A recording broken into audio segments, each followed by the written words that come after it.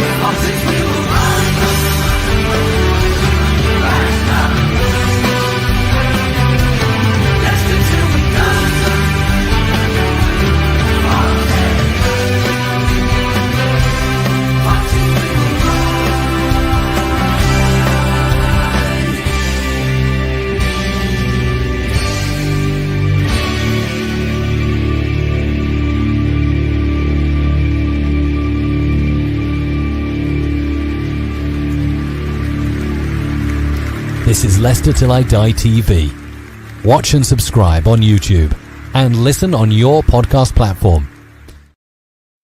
Good evening, good afternoon, good morning, good night, good day, goodbye, hello. Wherever you are in the world, one of those will apply to you. Thank you very much for joining me on a very momentous day because I've extended. You may remember I had a very old bookcase there. I've filled in now with the same. I've gone along. Big day for me. It's like having babies, you know. Welcome along. How are you all? LTID TV, Leicester Till I Die. Azza is in. Hi, Azza. How are you doing, sir?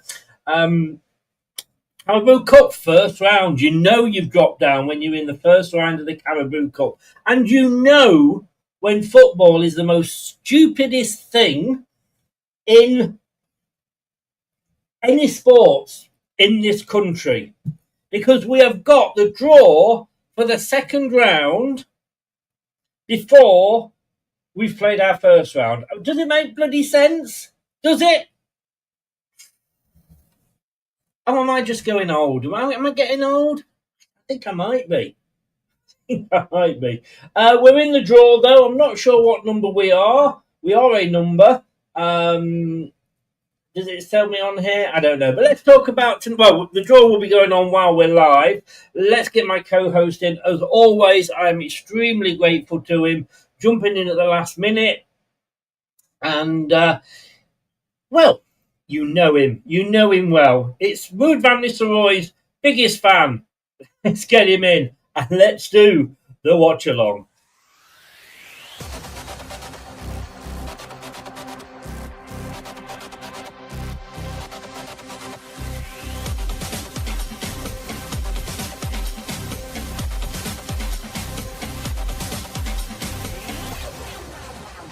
This is the Leicester Till I Die Watch Along show. Join in the chat and don't forget to subscribe. Wayne, young man, how the devil are you, sir? I'm okay, thanks, Chris. I'm not sitting on the edge of my chair, just I'm sitting next to another one. I'm looking at myself thinking it's almost like I'm a child and don't know how to sit on a chair properly. But anyway, I'm okay, man. I mean, how mad is football? I mean, we were going to start this at 7, and how long did it take us to actually find the channel that was showing this damn game? Well, it just shows, Chris, as Yoda says, you use the force, don't you? I think it's mad. Like you said, we can't watch English teams in England. But if I was to go to Thailand or I was to go to Vietnam or probably even China, I could watch them all free of charge. Yeah, Jim said he's just, with his package, which allows him to see every single Premier League game. With his being in the AFL, he's had to spend another, is it $80 for the year? All sorted, Chris. All sorted. And that's only about 45 quid, something like that. You know, I mean, it is absolutely ridiculous. There's I know we go on about this all the time, but the Premier League and the EFL couldn't give a shit about the teams that are in it. Look at Sheffield Wednesday, look at Morecambe, look at Bury, to name just 3. But if they're talking about getting money to show it alive in America, we've got to protect the package, haven't we? Yeah, they've all got fingers in pies, Chris, and they don't want them, with people in power and having money, and money is power. Let's face it. They don't want anybody taking their slice of the pie. I hope the Super League happens and the big clubs piss off, and then everything's restructured and sort out a TV package that every other country has got. Yes. I mean, they are on about doing their own sort of like Netflix, Amazon sort of thing, where it just shows basically all the games, all the time. Now, if that was sort of, if they did that, well, like I say Amazon, you see, is $8.99. So that's £80. I'd pay it. Yeah, definitely. It's like when COVID happened, Leicester. There was that discussion, weren't there? Leicester were the only club that voted not to charge. So they're basically saying, look, with COVID, fans want to see the thing, so let's televise it and let people watch it. And all the Premier clubs voted £10 a game, but Leicester were the only club that voted no, not £10 a game. Don't charge, just let people watch it in COVID. Everybody's stuck in the home. Let's do the right thing here. And we were the only. That was a really proud moment actually. But so I tried to sign up for the. Saw the early bird. Tried to sign up for it. It's normally £200 a year, which I would have paid, but it was £100. Couldn't get it. Not allowed. If you live in Leicester and support Leicester and want to watch Leicester, you can't buy that package. No. I mean, you can get, and I shouldn't be saying this really, but you can actually get a what do they call it? A VPN. Yeah. And I actually bought one. I think it was Nord, and £70, and suddenly I could watch it from Australia, and I could miss out wherever. Yeah.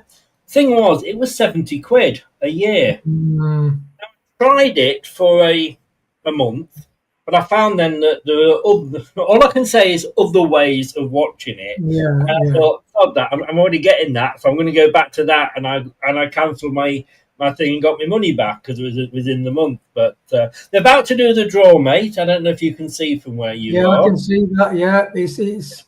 Oh dear, where's the drum roll, Chris?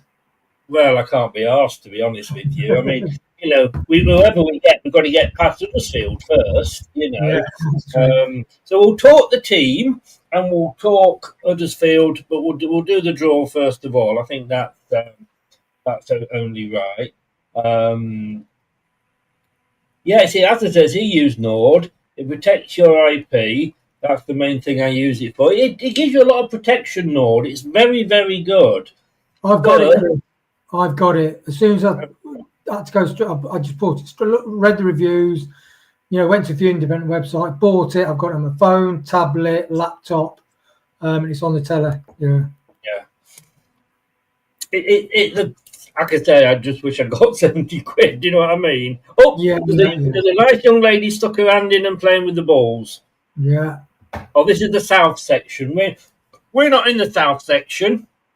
We're in the north. So let's, while that is going on then, because we'll come to the north in a second. I don't want to know who Fulham's playing. There are often big fisticuffed arguments about whether you are in the north or in the south. Oh, that is exactly.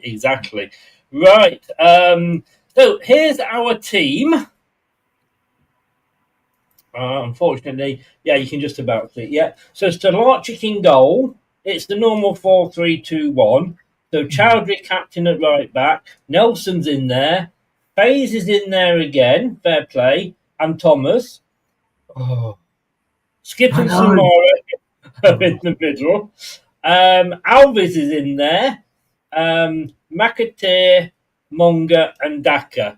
So I can understand some of them. I really can. I mean, the back four makes sense. Christensen's still not ready. Justin's played a couple of games. Faze, I think Marty's put Faze in there to make a point. It probably has, and afterwards, when Owen Palmer-Atkin asked him about, I don't know whether you know what happened last year. He got some booze, and he basically said, look, today's today, yesterday was yesterday. He's a Belgian international. He's playing really well in training. And one thing he did do, because obviously me and Jim went to the match, when he got the ball, he did run through the centre of the park.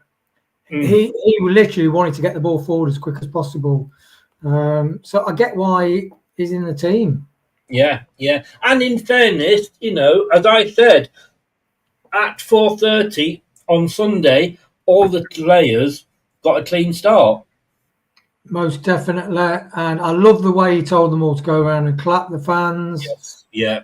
Some of the things, class. He's class, Chris. Yes. Class manager. But I understand without not doing. Yeah, you got it. I'm sorry. I know some fans says, "Oh well, typical Faz. He just goes off and doesn't come around to clap the fans." Oh, would you honestly? If you got booed by the fans, you're going to boo, and then you think, "I've got to phase that." So that the manager probably said, "Look, just go down the pitch and everything like that." But it's interesting. I did listen to almost all of your show last night, Chris, and like the guys were saying, we're all human, and when it gets personal like that, there is no hiding place on a football pitch. No.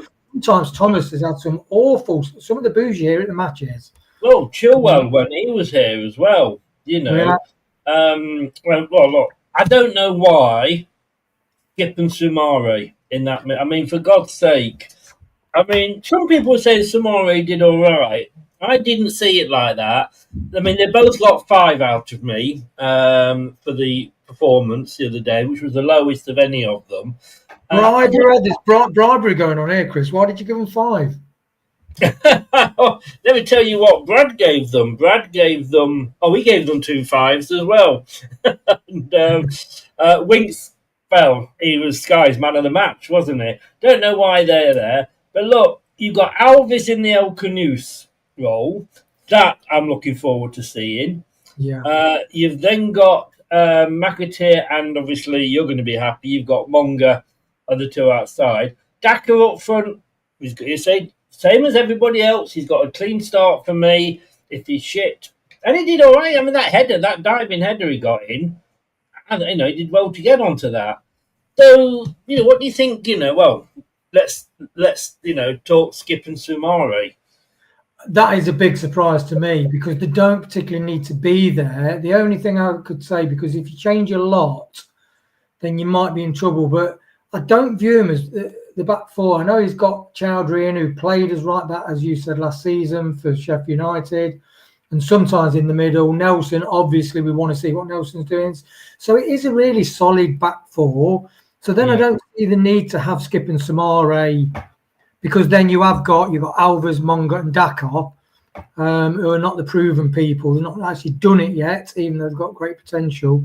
And like you said, Chris, I will stop you there because she's putting her hand in her balls again and she's pulling them out.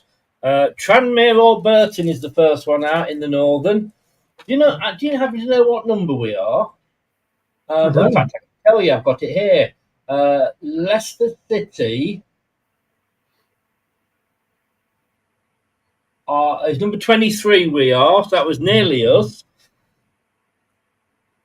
Number 1, Accrington. Who are they? Accrington Stanley. Accrington Stanley. I'm going to play number 5, Doncaster.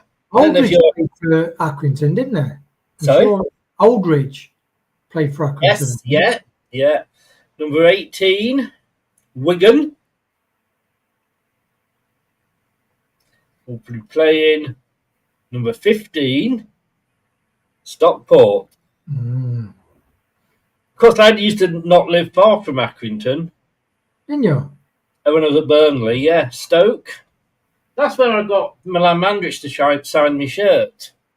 Was at the Accrington game. Number 2, they're playing Bradford. When one of the few games that Martin Allen was in charge for us. Yeah. Number 3. We'll be the last one buggers out, you can bet. You know what?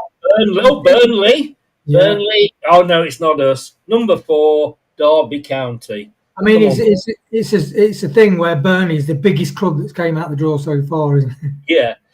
Yeah. Number 17, Sunderland.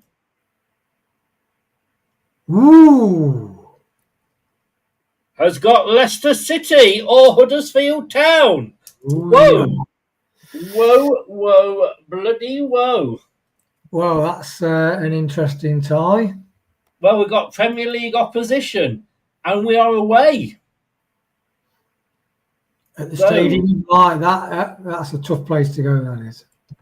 Yes, and in fairness, obviously they are technically, well, they are, not technically, they are a Premier League team. Anyway, sir, talk me through this team again. Yeah, so I think the solid back four is super solid. Love to see what Nelson can do, as most fans. I am surprised about Skip and Samare. But I do understand him not making too many changes. I like the fact that McAteer's got to start, Monga's got to start, and Daka's got to start. So they're things that Rude wasn't doing. And Daka has looked really sharp. I mean, some of his bicycle kicks and volleys, he's thumping the ball in the net. And as you said, Chris, his header, he did contact that well. You can't blame, that was a brilliant save by Charles. He did everything right. Yes. When a whipped in cross, it was floating over. He punched it with his head. So it'd be interesting to see what Daka does. It's intriguing, this lineup. And Alves, what do you think about Alves? He wasn't even on the subs bench at the weekend. He came out and said, look, I'm going to get, he is in my thoughts. And in the very next game, there he is. I'm really intrigued to see what he does, to be honest with you. Definitely, because I think Kate said before, Alves, he's had a few years and he did have the ACL with like Braybrook and a secondary injury when he came back. But how old is he? 21? Is he 21? Yeah, 22? he's no spring chicken anymore, He is. He's really tidy on the ball, right in the middle of a group of players. He is not scared. In fact, he'll ask for the ball, whether he's got a crowd of people around him and he can keep it. It's just whether he can pass the ball at certain times and not just try and dribble all the time. Exactly. Look, we've got to talk Monga. Who's that? Who's he? I haven't heard of him before, Chris. Yeah, right, mate. Yeah. You're gonna be pleased to see him starting. I am as well, to be honest with you. Highbury Fox. Yeah, over the moon, Chris. Over the moon. As you said, Rude talk the talk. Cooper talk the talk. Marty's walking the walk. He's doing it. Look at the subs. The subs bench. The people he's putting in. He's doing the rotational stuff. But all a good manager needs to rotate through his squad for the season. He's doing that. And what a nod to a 16-year-old. What a nod. Yes. Yeah. I mean, I don't know whether he'll play. Sorry, mate. I'm not sure whether he'll play the full 90 or not. Yeah. Because let's be honest, he's got to be up for school in the morning, hasn't he? Yeah, he's got some homework to do later on. Make sure you get your homework done before you play the match, Yeah. So, in my day, I didn't do my homework. The dog ate it. Now I didn't do my homework. I was playing for Leicester. Yeah, exactly, mate. Exactly. It is surreal. And what's nice is, though, because all these players have got support packages like family, close friends, good advisors. They have a think tank around them. And obviously, they as a group have chose and decided to stay at Leicester rather than go to some of these other top clubs that were circling. And the fact that now we've got a manager who's starting him and bringing him on. And like Jim said, when he watched him at the match at the weekend, he said, my God, Monga, wow. And so this is justifying that he's made the right choice. He only said that because you were sat next to him. He did. I had the knuckle duster ready, Chris. I bet he did. But no, fair play. I don't think he'll do the 90 because I can imagine him sat on the coach on the drive back to Leicester doing his homework. Unless, I don't know. He's obviously going to be. He's actually not got school in the morning because, of course, it's school holidays. Yes, that's true, Chris. Yeah, that is true. Yes, so he probably can sort of, have a late night. Hi, Jeff. How the devil are you, sir? Welcome along for the Philippines. And Blue Fox all the way from Canada. How are you? We're going around the world this afternoon. Dawako says, I hope he proves the point. Subs, Bekovic, Okoli, Aluko, Winks, Page, Elkanus, Thomas, Mavadidi, and Ayu. That's a good mix again of experience and a couple of the young players as well. Look, I'm a bit worried. I'm going to say this because, look, I went 3-1 at the weekend, but there was a lot of 5-0, 6-0, 4-0, you know. I don't know who would have put those in. But maybe a little bit optimistic and maybe a little bit, you know, expecting Sheffield Wednesday to roll over for us, which they were, you know, they had pride. They had the pride. Pride, which was something we never showed at all last season. They showed more in that 90 minutes than we did in a couple of thousand minutes last season. I've got to say, Huddersfield are sitting top of League One at the moment. They played 2 games. They were away at Reading, and they beat them 2-0 away. And they were at home to Leyton Orient, and they beat them 3-0. Good side, Chris. Good pedigree. We're in the Championship a long time. Oh, they were there, yeah, weren't they? They only went down, you know, in June. Yeah, and they got in the Premier League, and I think the season before, did they just miss out on the playoffs, Huddersfield? They're in the Premier League. They just survived. Did they just survive 1 year, but then they went down, and that was it? But they're a really good side, got good pedigree.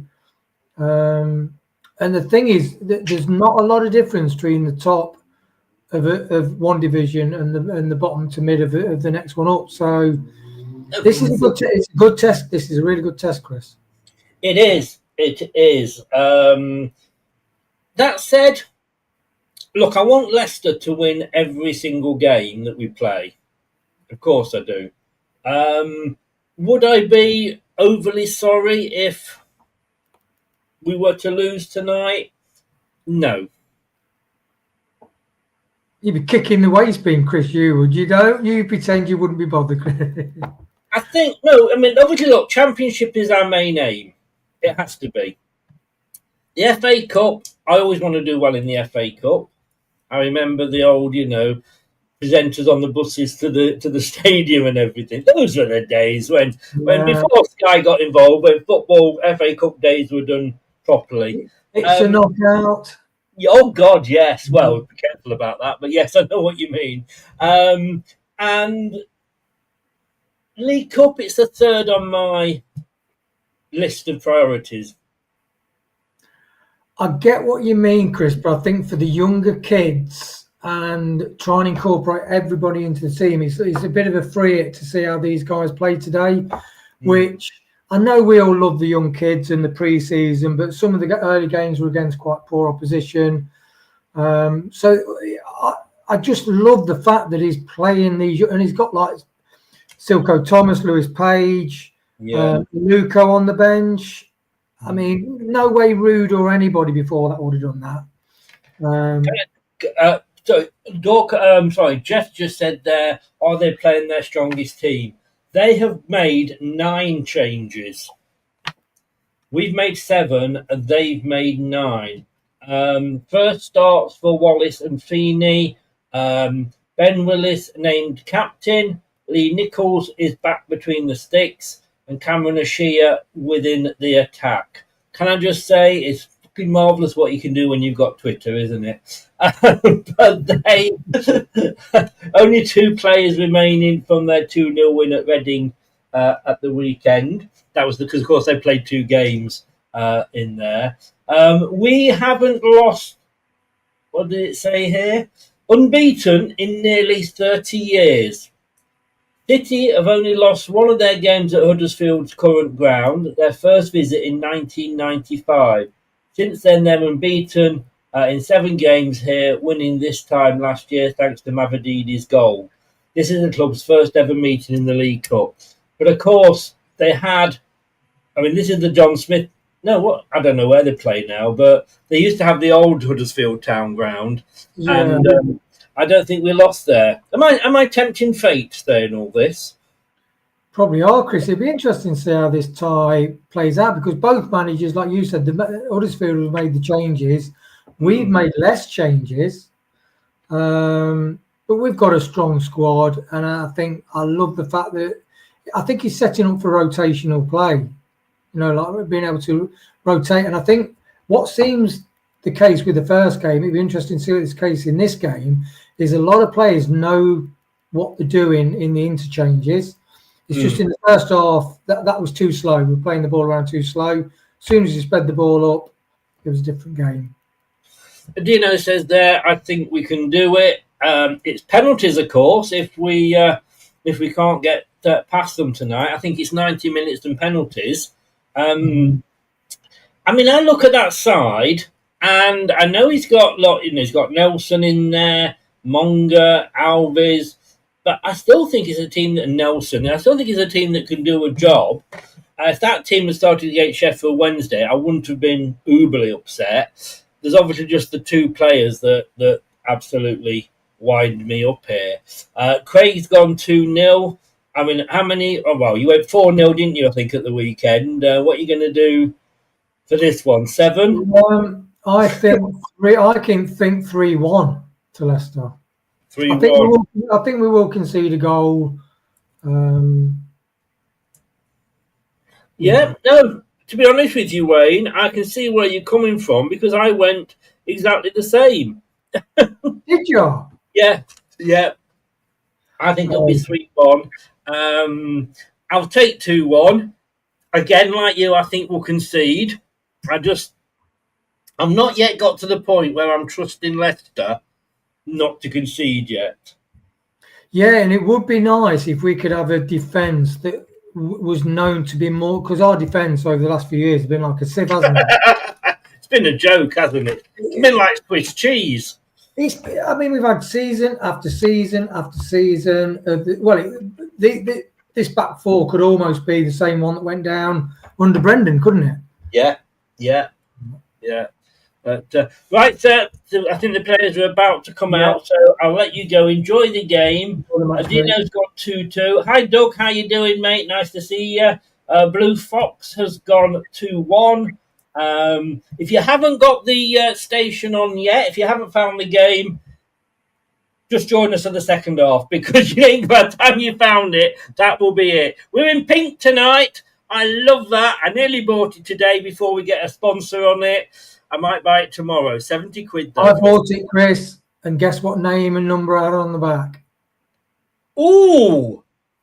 Now, Samari. Hey! You're telepathic, Chris. I got to be bloody Mongo, hasn't it?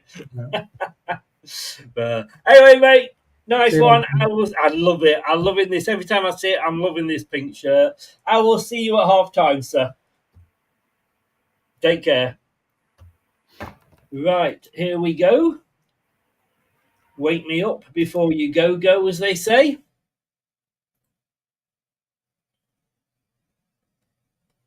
So let me just well,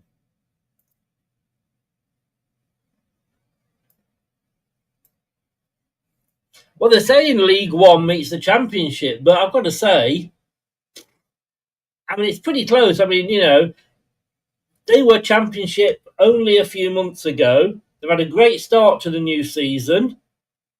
I do like their stadium.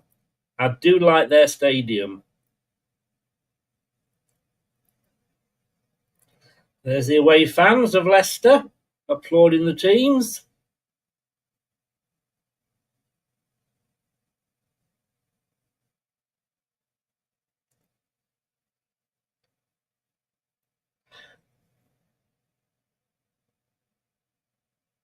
Yeah, whoever wins tonight will play Sunderland.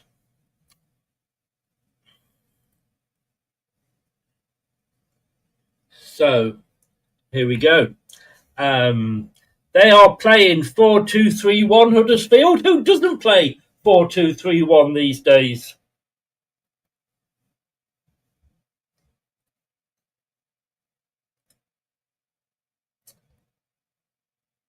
Nine changes for Huddersfield.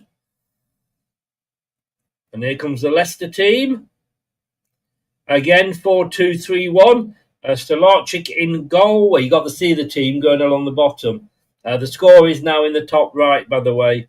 So you got Chowdhury, Thomas, Faze and Nelson across the back four. Sumari and Skip in the middle. Alves, Monga and McAteer are the three behind Daka up front. Chance for Daka, who had a decent game when he came on. I mean, that header was unlucky.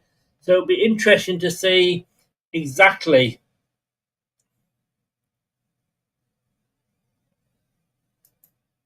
A new manager for Huddersfield as well. The sponsor, this is cool. The sponsor for Huddersfield is Hey Dude. Don't lay me down. Play us sad songs and make it better. Evening, Chris. Evening, Stephen. How the devil are you? He's going for 4-1. Doug's going 2-0 to Leicester. I've always liked a Liverpool fan.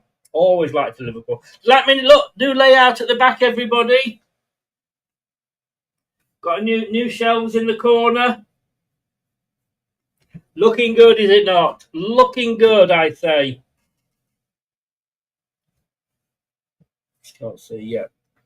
So, Leicester City, pink top with the stripe down it, white and black stripe, black shorts, pink socks.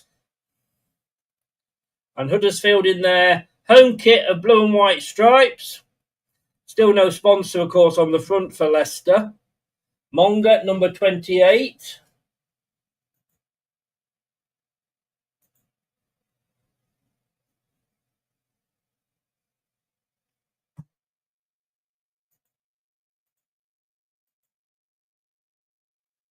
The referee tonight is David Webb.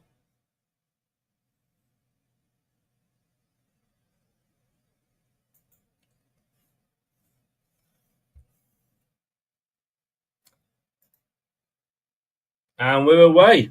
Huddersfield are kicking right to left and immediately put the ball forward and out for a Leicester throw-in, which Chowdhury will take.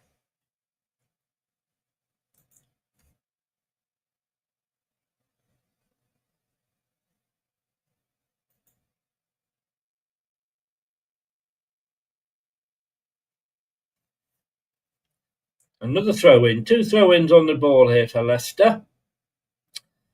30 seconds in, 0-0. I'm not doing that. I love it. I love it.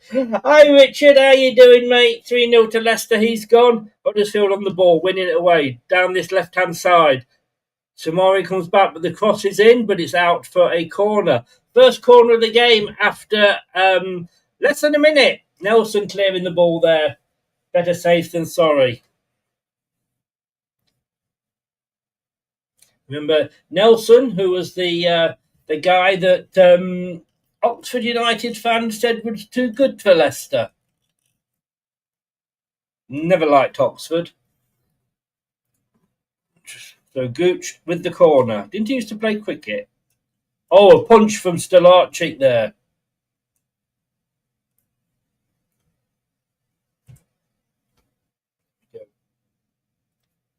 Just can't get my camera right, guys. I do apologise.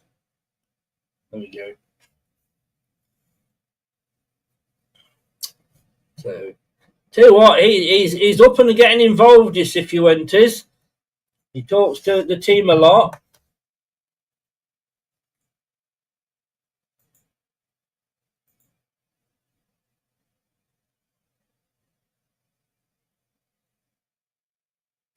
So coming away again, Sheffield Wednesday down the right-hand side this time.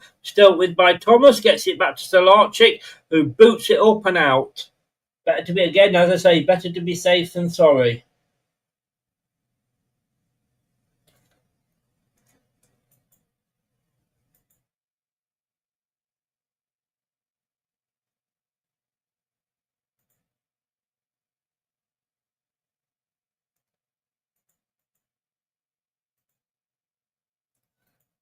Seven changes made, but I've got to say, still a strong side out there.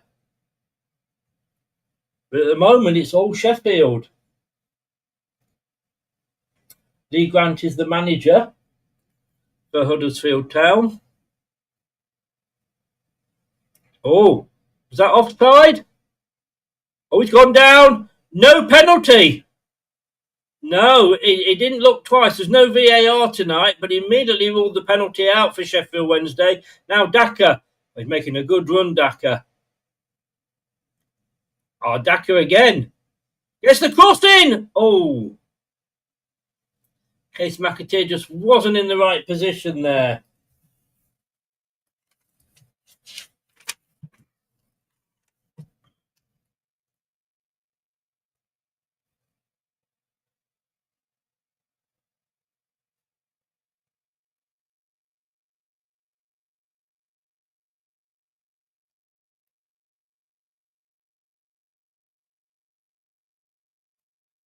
Oh, the logic did well to get that.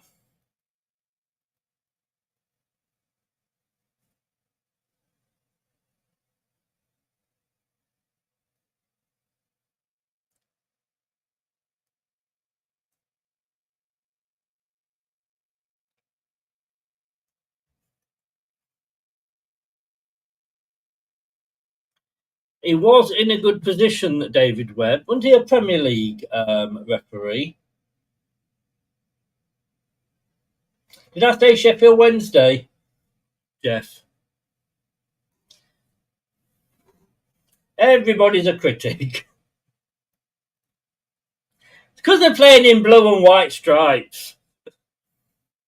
There was a penalty shout there for Huddersfield. But I say, David, he was in a very good position right on it. Just said no, straight away.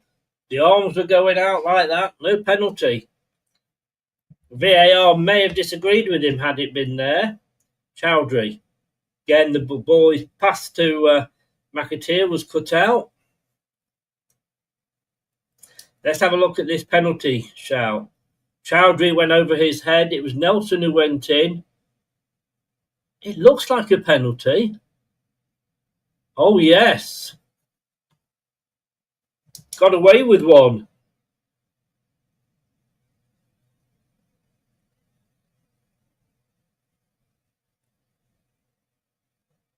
Wow, that would have been an explosive start.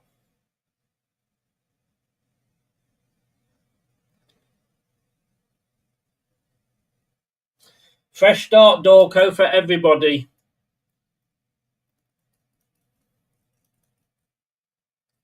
So it's going across the back three at the moment for Huddersfield. Oh, now they've given the ball away. Soumaré. Oh, Soumaré couldn't get the ball. Poor pass from Soumaré.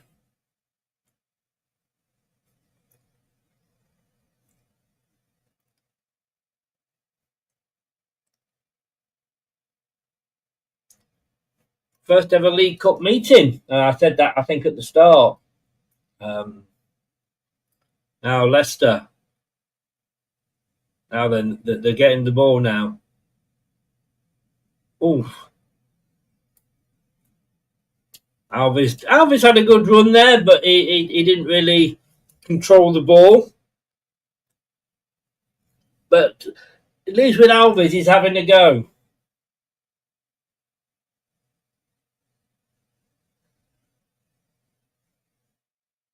Leicester City have won 12 of their last 15 games against Huddersfield in all competitions, Division 2 and League 1, winning each of the last 5 in a row. I do feel I shouldn't be saying these things. Gentlemen and ladies, do not forget, you can see it there in the top corner, just there. Scan it. Monga's got a shot blocked. Now Chowdhury. Thomas.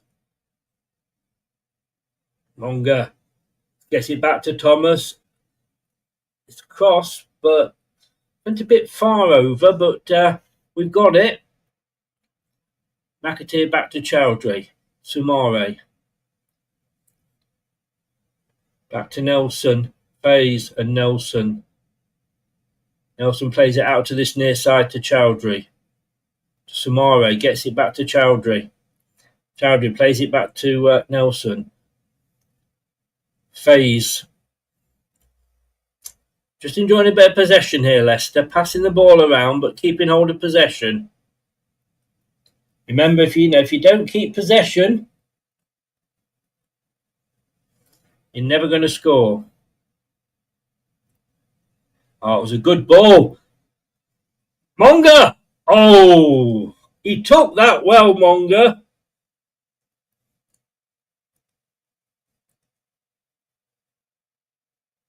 It was a poor shot, in fairness.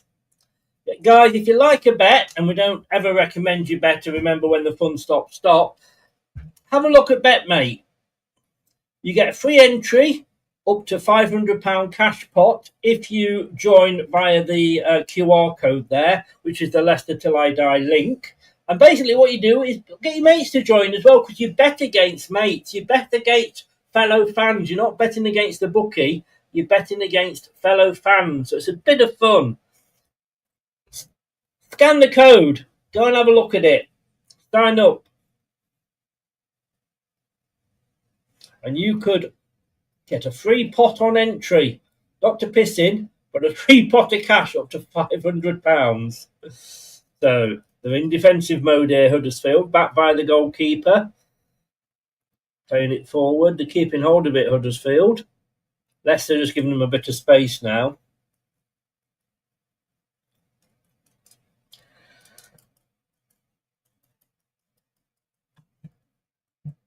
Yeah, please do try it out, guys. They've been good enough to support us.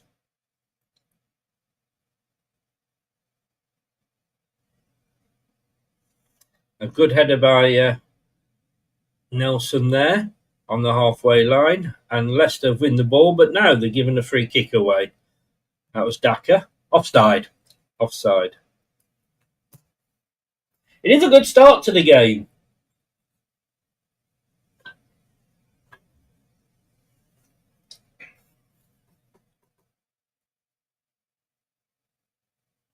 Sean, it's a good point, mate. Good point. But yes, we do need a third striker. Can't rely on Ayew and Daka. I know Vardy was played virtually every game, but that was Vardy. Ayew isn't Vardy. And I don't want to start saying that about now that Vardy's left. Oh, this new striker's not Jamie Vardy, is he? But Thomas with a throw in front of the Leicester bench. It's a very bright. I mean, training session, training top that I've got with the yellow and blue things. That one they've got diagonal things. The one they've got there, the pink and the blue. It looks like a screenshot of Tenable. Monga was down, but didn't get anything. 10 minutes gone.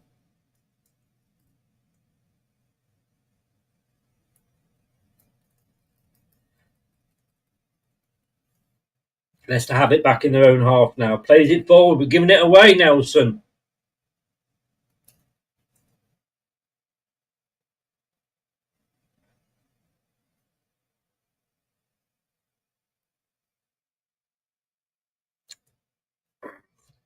Thomas managed to get the ball and make a run for it, but it did end up with the goalkeeper.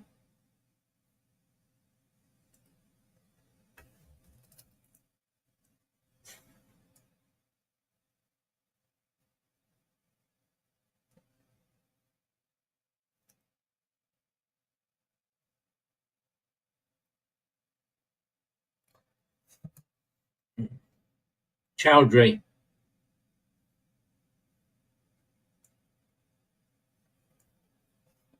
To Alves, I think it was. Yeah, I've got to get used to these new numbers because, of course, Monga. Lovely ball from Monga. Oh, Thomas just couldn't quite get the right ball in.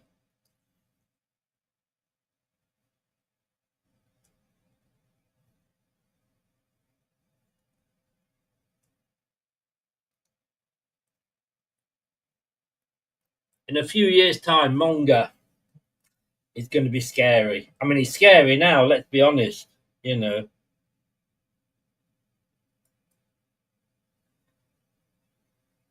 As long as we're scoring goals, though, Sean, that's the thing.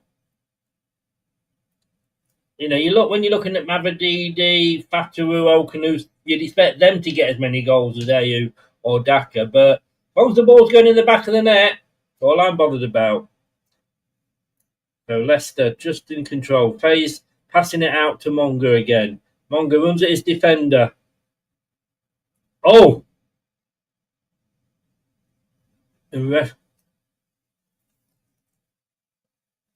Oh! Yellow card for Monga.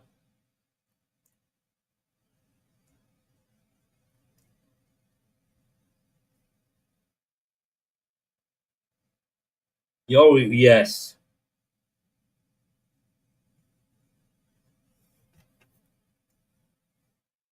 He did dive. I'm sorry. He went down after. That was a little bit too over. That was a 16-year-old trying to be a Jurgen Klinsmann, or Jamie Vardy and get a free kick. He was never going to get that. That was good ref. I have to say, I know it's a yellow card against the Leicester City player, but it was a good call from the referee. Forward pass cut out, but Faze loses it. Now he's given away a free kick.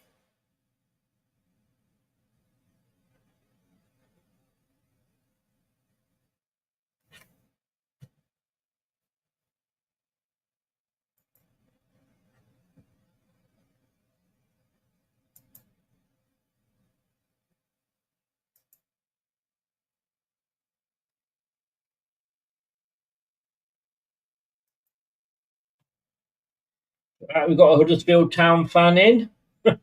Welcome along, mate.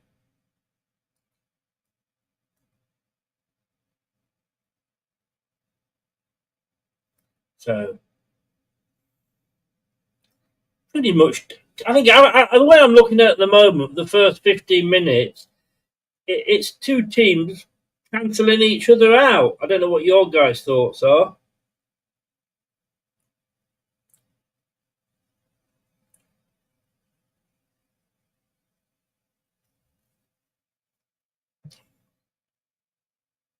Alvis, Baxter Chowdhury has to just stretch to get to it. Now it's Nelson. Tried to get it across. It does eventually end up with Thomas, but he loses it.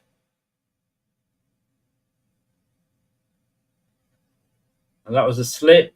Wasn't a penalty, that was a slip. Bit of fisticuffs there, bit of handbags between Faze and the Huddersfield Town guy. And then he has a little bit of a niggle at Wout Faze to get his own back, and the referee doesn't do anything.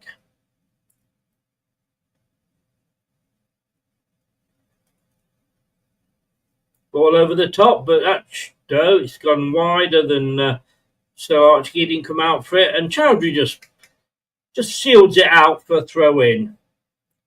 A good game for the first 16 minutes.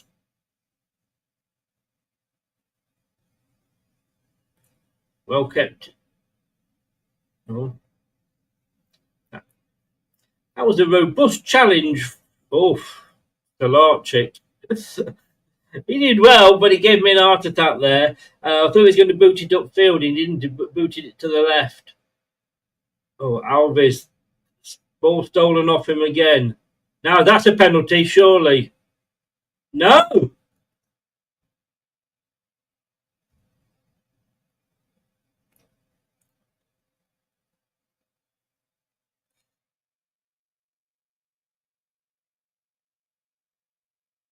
Oh, poor boy. It was a good ball out to Ruskin on this near side for Huddersfield, but a really bad cross goes all the way across for a throw-in. Now then, did he slip again? Have a look.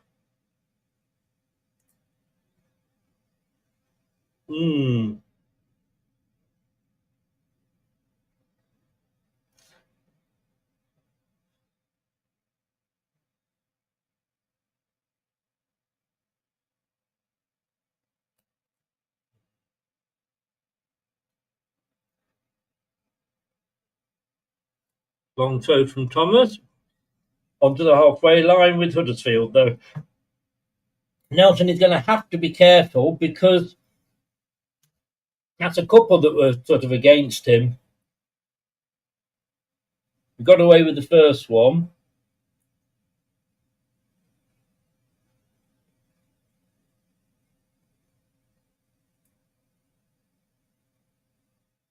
Blue Fox, definitely. 3 penalty shouts in the first 16 minutes.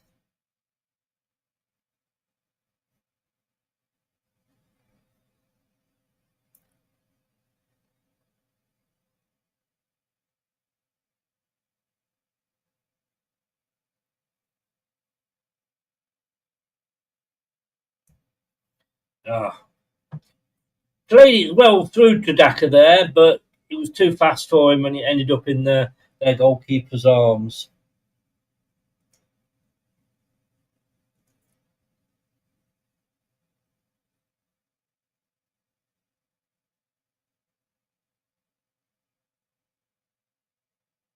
So it's Huddersfield playing out from the back. Goalkeeper, defender, back to the goalkeeper.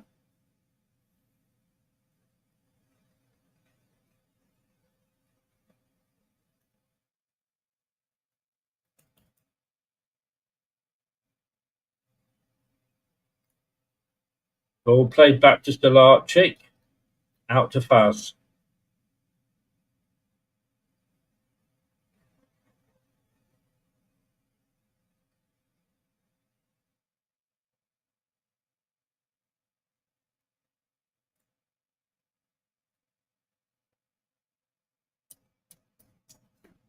So, coming up to 20 minutes. It's not a bad game, I'm going to say that. At the moment, Leicester have the higher possession, 54%.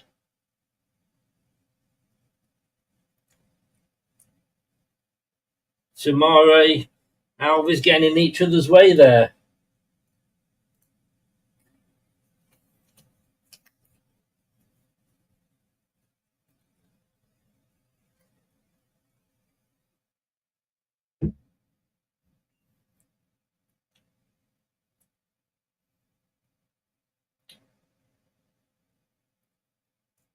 So, a walking pace now for Huddersfield.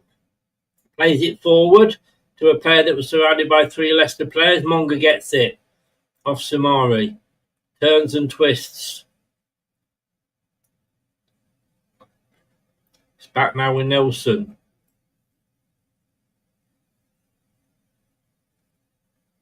No, Mr. Commentator. Enzo wasn't replaced by Ruud van Nistelrooy. He was played by Steve Cooper, who was then replaced by Ruud van Nistelrooy. If you're going to comment on a game and you're going to get your facts, make sure you get your facts right. Monga now. He's got to be careful. There's 2 of them on him.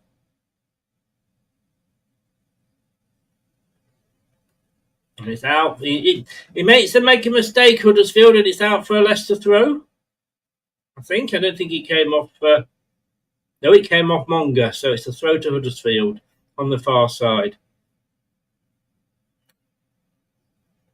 And they get another throw in now to Leicester. Daka with it. Leaves it for Thomas, I'm sure.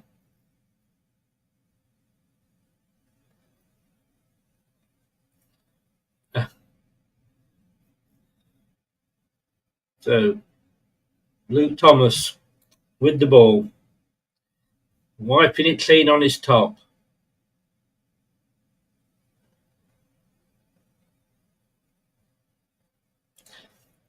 Good long throw from Thomas.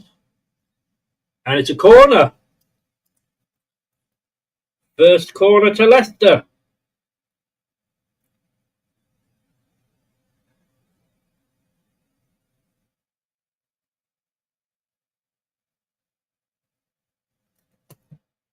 So Thomas is going to take the corner. Of course, we've got no Ayu now, or El Canoes, who are our normal corner takers. Thomas obviously can do a decent free kick. It's in. Oh, it was not a bad corner, actually.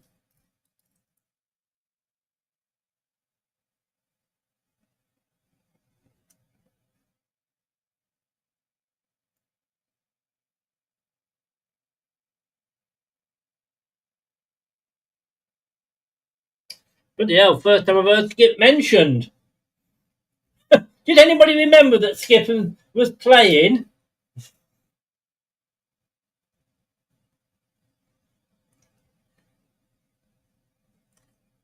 And actually, I have actually, in fairness to him, not my favourite player, but I have mentioned another throw-in from Luke Thomas. I have actually mentioned Samari quite a few times. I've just literally heard Skip mentioned. Another long throw-in. Headed clear, though. Chowdhury almost back at the halfway line, and it was a bit of a wild pass there from Chowdhury. Faze has got it.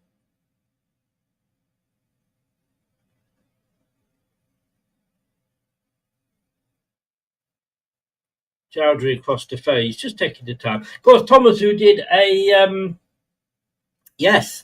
he did a foul throw at the weekend, didn't he?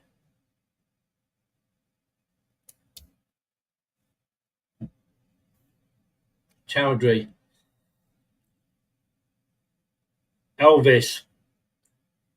Out to Samari. A bit too hard for Samari, but he did retrieve the ball. Skip. Chowdhury. 1-2 with Nelson. Gets it back.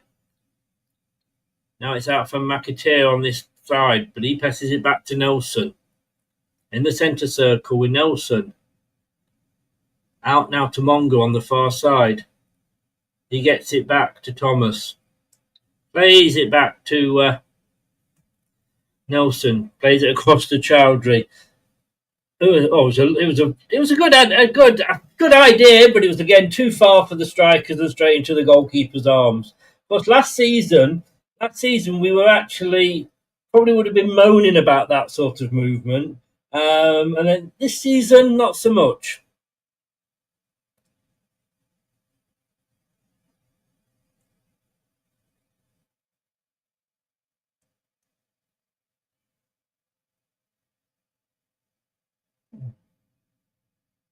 That final ball again. It does. I'm going to buy one tomorrow before we get a sponsor on it. Oh! Nelson beaten.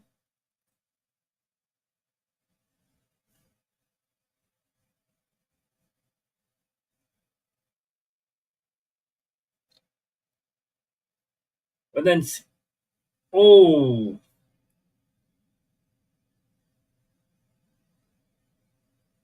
I mean, two big mistakes there. Ben Nelson losing the ball. Skip plays it straight to a Huddersfield guy. It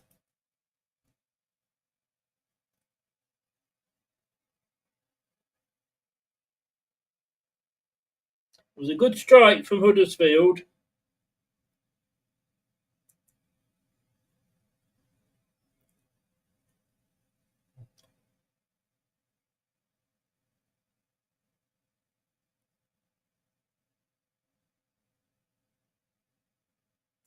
Can Leicester break away now? McAteer is...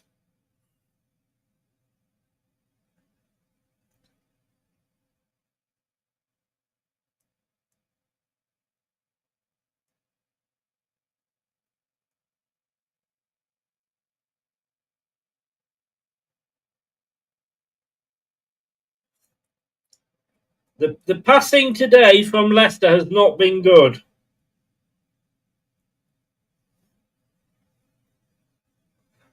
But like we say, this isn't the 7 changes from the weekend. That's what we have to remember. Oh, indeed he did, Blue Fox. Long ball goes up, but still Larchik comes and claims it. He's a good goalkeeper. I still think we need another goalkeeper between him and Bekovic. Somebody said to me, how many goalkeepers do you want? I want 3, because Bowser is in the youth team, so he doesn't count. I want 3 senior goalkeepers.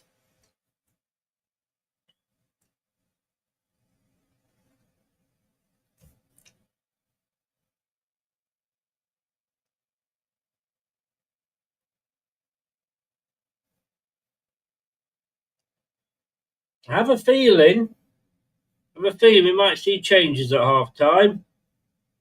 We're not far off the half hour here, nearly 2/3 through. Sumare having a decent game. Out to Monga.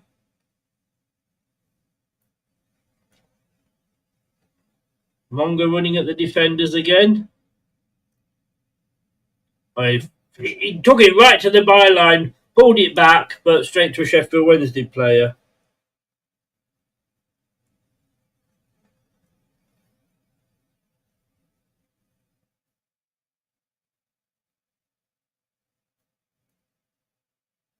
Long throw in there.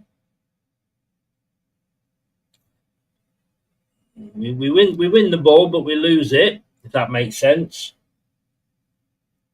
Get smashing the lights, please, guys.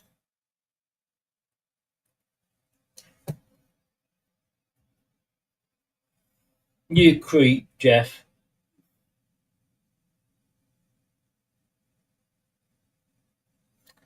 Well, there's a few teams after him, but Sheffield Wednesday are struggling, obviously, because of their position. The free kick to Sheffield Wednesday, just inside Leicester, half on this near side.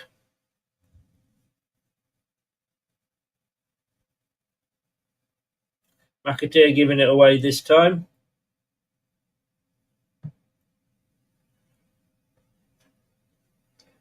Cheers, Pasha.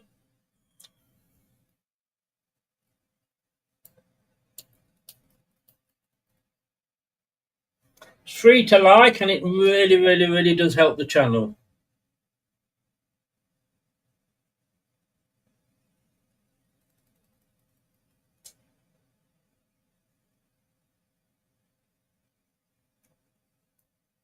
No, Monga goes down, asks the question, but he's not getting a free kick for that.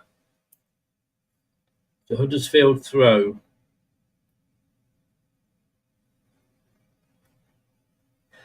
Two-thirds of the way through the game. It's not a boring game.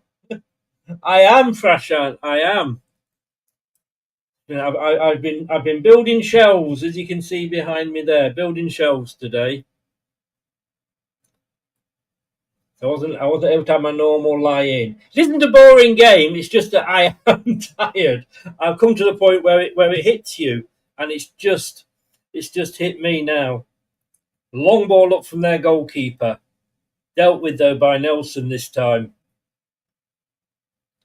Samare. Oh, lovely ball from Samare. Lovely 1-2.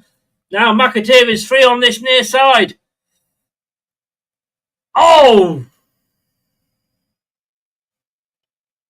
That's Ndaka on the far side. It was a good ball across from McAteer.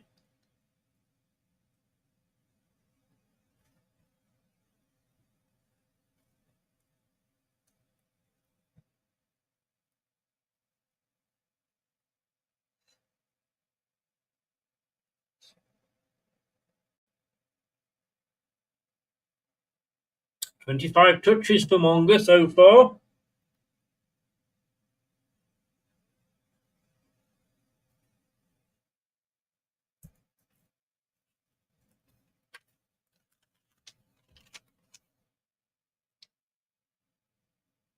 Oh, Samari now. And now Monga gets it ball across again, but Monga's almost putting the ball across instead of chipping it.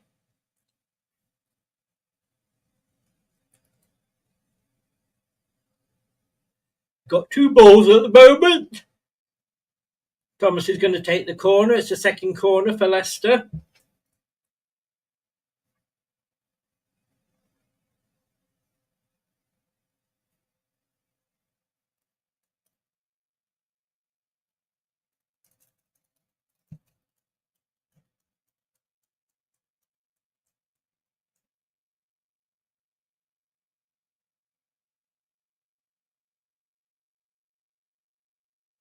Thomas, right hand up now. Waiting for the referee. Finally gets the go ahead. It's a good ball in. Oh.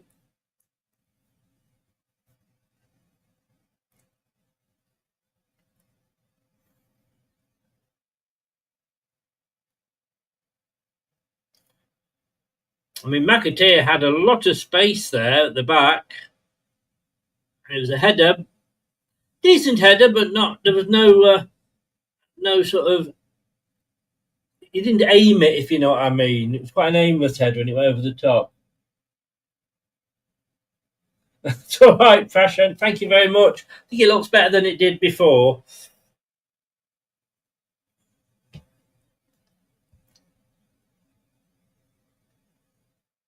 Monga trying to shut down their goalkeeper. He does get it clear though.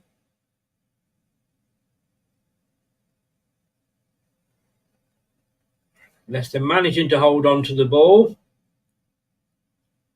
Samare gets the free kick.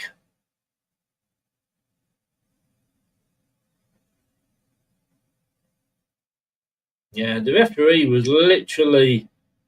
Oh, that was a foul. That was a foul. And the referee was literally 2 foot away.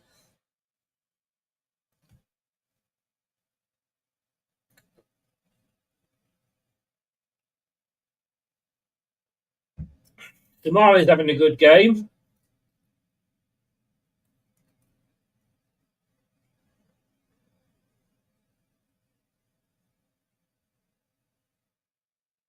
So Huddersfield win the ball. Trying to break away now. But a poor cross, over the across the pitch, and it goes straight out for a Leicester throw-in. Chowdhury takes it quickly.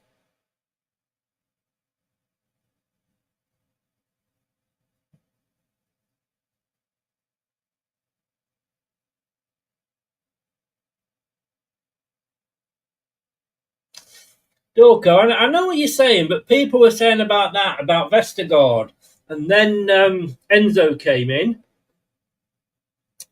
Best defender when we were in the Championship last time. 3 shots for Leicester, 2 for Huddersfield. Huddersfield have had 1 on target, 1 off. We haven't had a shot on target yet.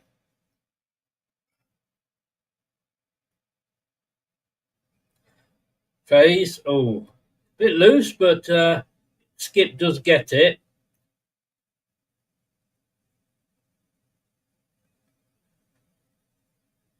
Oh, a bad ball. Well, oh no. Somehow ends up with Leicester. Salarchik's clearance went to a Huddersfield player. McAteer. 1-2 with Samare. Well, as I say, is also having a decent...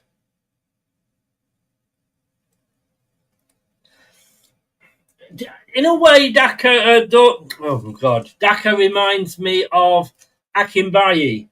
You know, he gives his all, but his all's not always good, you know.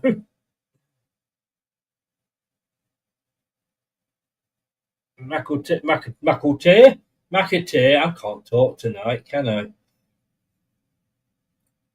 Oh, a short one to Chowdhury, but it comes off a Huddersfield player for a throw-in. McAteer holding the ball.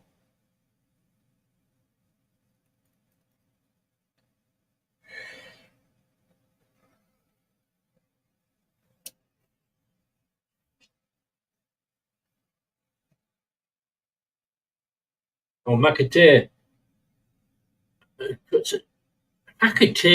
That was a poor cross. He played a 1-2 with Alvis, and to be honest with you, he probably wasn't in the best place for it. But yeah, he.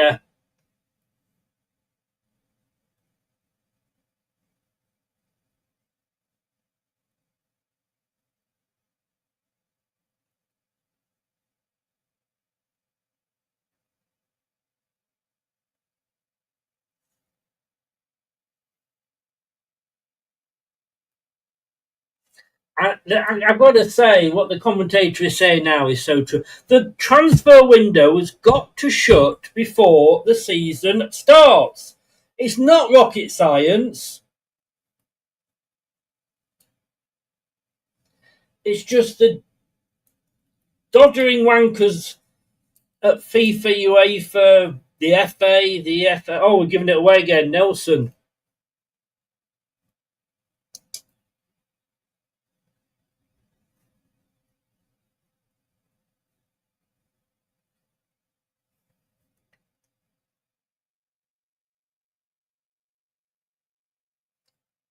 So Huddersfield now. We've not got it back since Nelson lost the ball, but now it could be a shot here. Oh, it's blocked. Skip charged it down, and now Daka is away. He's on his own though, but now he's got support. But then all the Huddersfield players, the breakaway.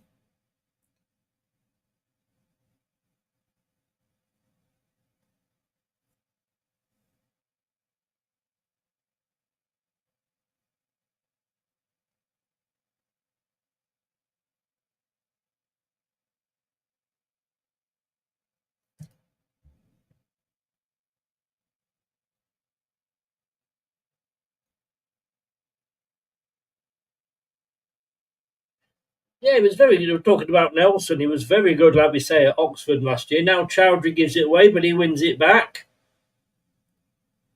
Skip to Samare. Samare had 2 players on him.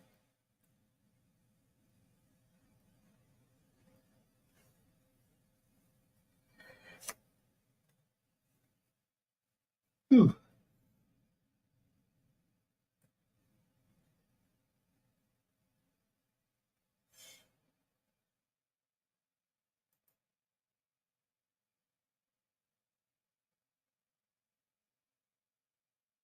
Now, it was a good move by Leicester again, but it just didn't quite just fall for us.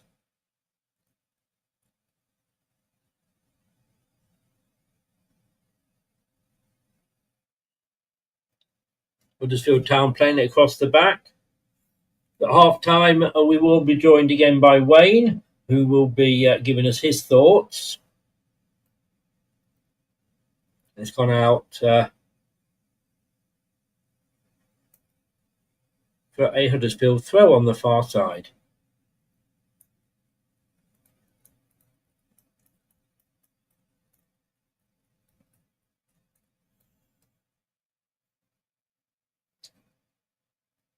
I have to say, if Sunderland are watching this, Samare takes it down from Wout Faes.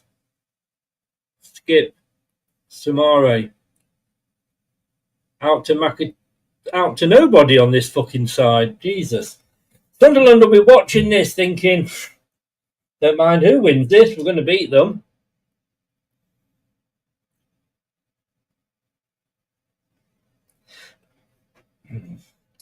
Is it a case, though, that, we have to be, again, potential, whenever you play a team in a lower division, it's a potential banana skin?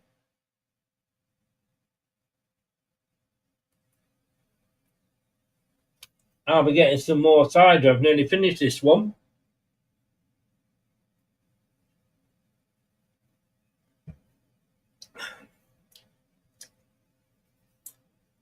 Leicester have had the most possession, most touches in the opposition box as well.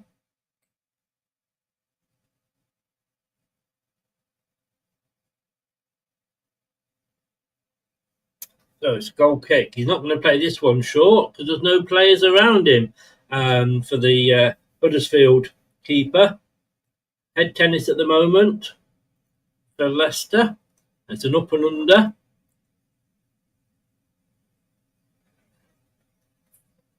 I think Daka's gone down, but Skip.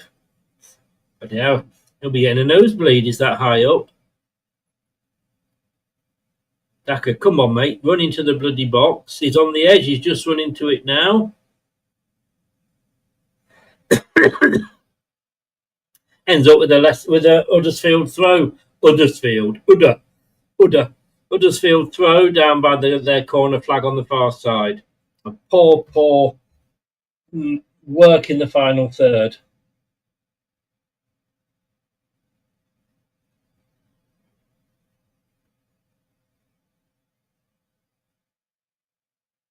But not the best of throws.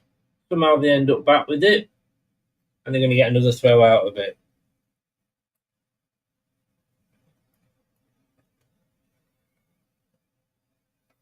The most trouble that has been caused to the Huddersfield goalkeeper has come from Jeremy Monga. I will say that.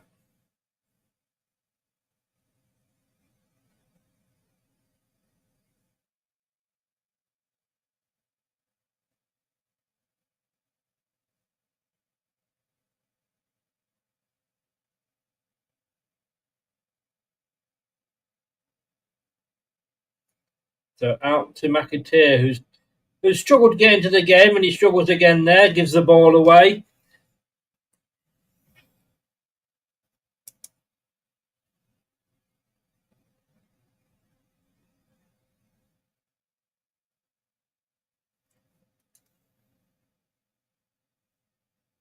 Monga plays it back. Oh.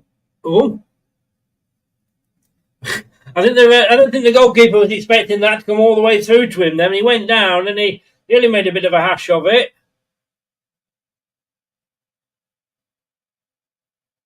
I think it's a deflection off by Luke Thomas. Yes, and the goalkeeper had to very well. He did very well, but he had to react quickly.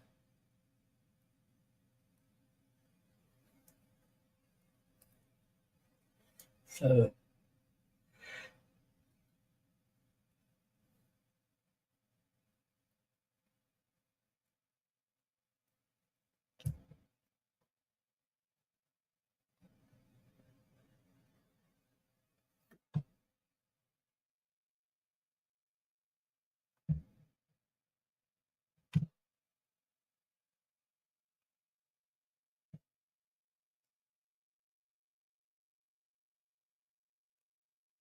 So, Luke Thomas to Monga.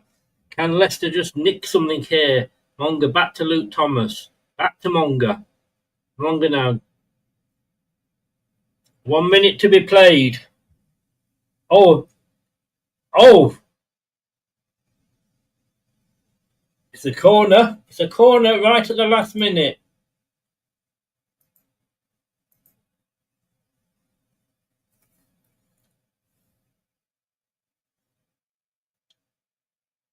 Yep, Luke Thomas coming over. So only a minute added on, and we've had half of that already.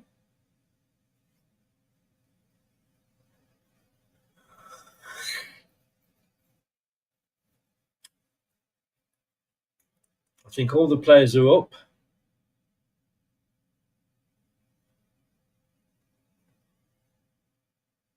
Luke Thomas left-footed into the box. Oh! Have another corner.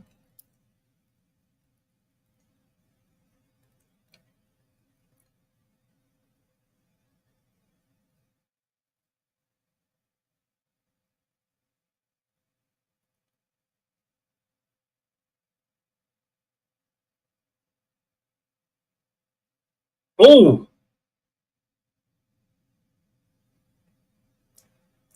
And there it is, half time. And Skip is down. I think he's blown the whistle. I don't think he can give a penalty now.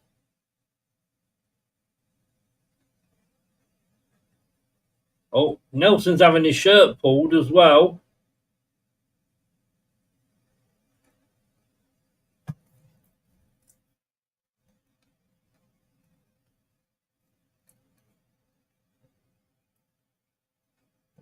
Yes.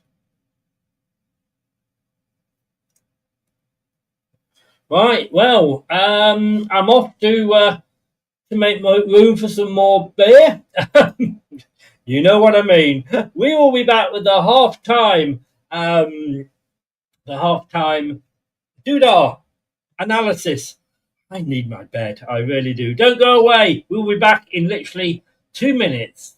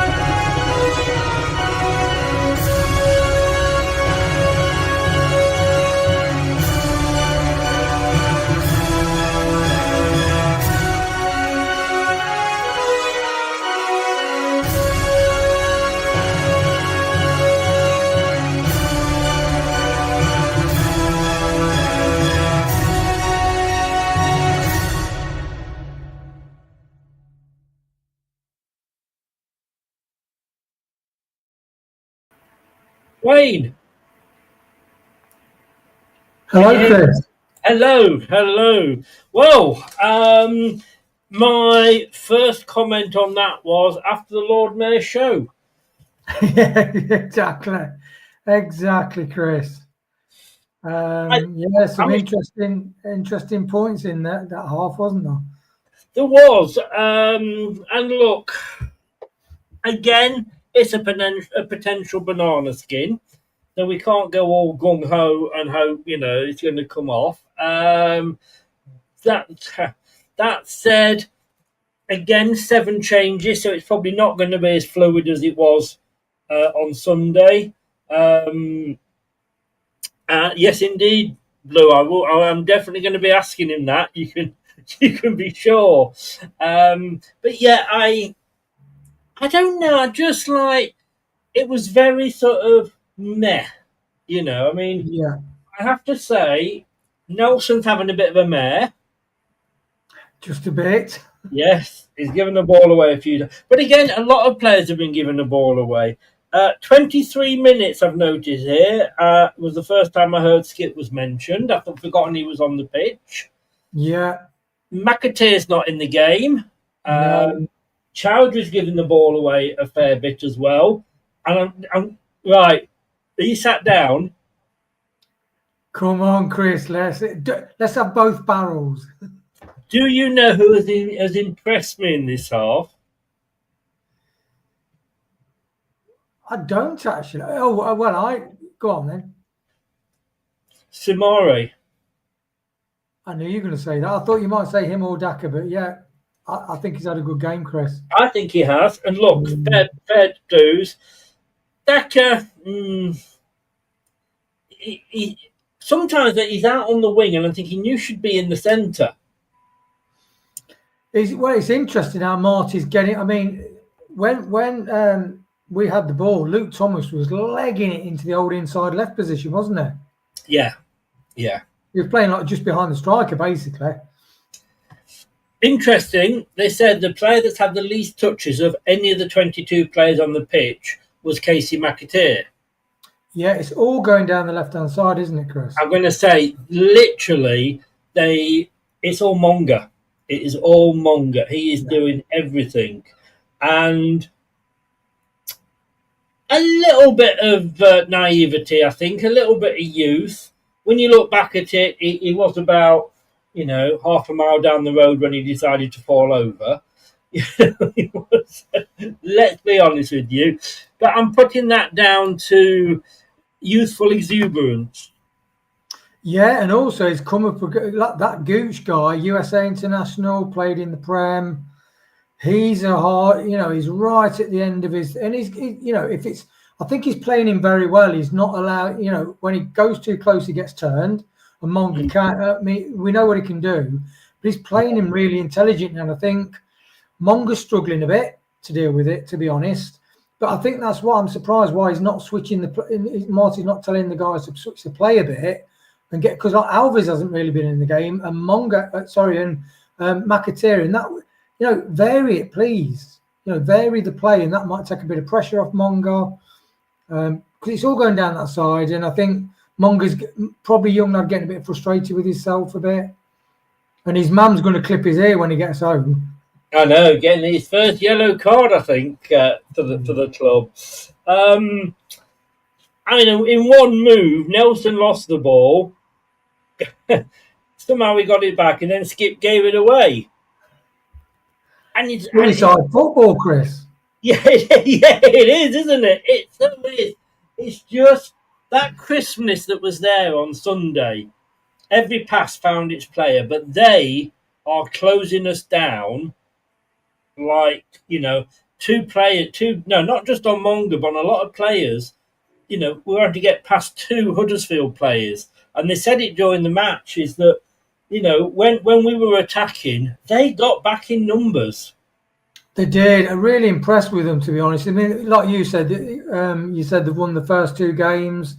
I'm not surprised, to be honest, that, the professional and Nelson, I know bribery, Chris, it does work treats, doesn't it, bribery? Well, I wasn't going to be. If he's watching the game, is he coming on at full time? I've not sent him the details because I thought he'd be out boozing up somewhere. Come on, Jim. Come on, mate. After yeah, but the thing is, it's like Monga and Nelson. Yeah, he was on loan at Oxford United, which they were an okay side, weren't they? But you're dealing with professional people who are fit, if they're well drilled. And interesting, I mean, that Dion Charles is the brother of Pierce Charles, who is the keeper for Sheffield Wednesday. Yes. And they've got another brother, Shay Charles, who plays for Southampton. Why don't we just sign all three of them up? Exactly. I mean, they're all decent players, yeah. That'd be all right. That'd be Charles City. That would work. Yeah. I mean, I think the things that stuck out for me were the giving of the ball away. Plenty of penalty claims. I mean, they've had two. We had the Mongo one, which obviously wasn't a penalty, and he got the deserved yellow card. But Nelson, a couple of times. I mean, the referee's been in good positions, and has waved it away straight away. And they were saying that the surface is slippy, but you've got to be careful. He's not going to keep waving them away, Ben Nelson. No, we were lucky there, Chris. When they showed the replay, definitely caught him. And I think if we had VAR, that would have been a penalty. You're right. You're right. If VAR was there, that would have definitely been a penalty. Do you think both teams are cancelling each other out a little bit? Well, when you look at the attempts on goal, shots on target, attempts on goal, I'd say most definitely, Chris. We've not had one shot on target, have we? Page is coming on. Whoa. So we are having a half-time substitute, and it isn't Harry Winks. Right, I think Elvis struggled in this game, Chris. I don't know if it's because he's all going down the right-hand side. He's not in it, like with McAteer. But Elvis is not. He's struggled. He's been running around a bit, and he's not got hold of the game. Yeah, interesting to see who Page is going to come on for. Were there any highlights for you, Chris, in that half? Very few, I have to say. Very few. But look, this is a typical cup game where you are playing a team from a lower division. They would love to knock out Leicester City. Yeah. Just as, if, Rochdale were playing Man United, they would love to do that as well. It's their...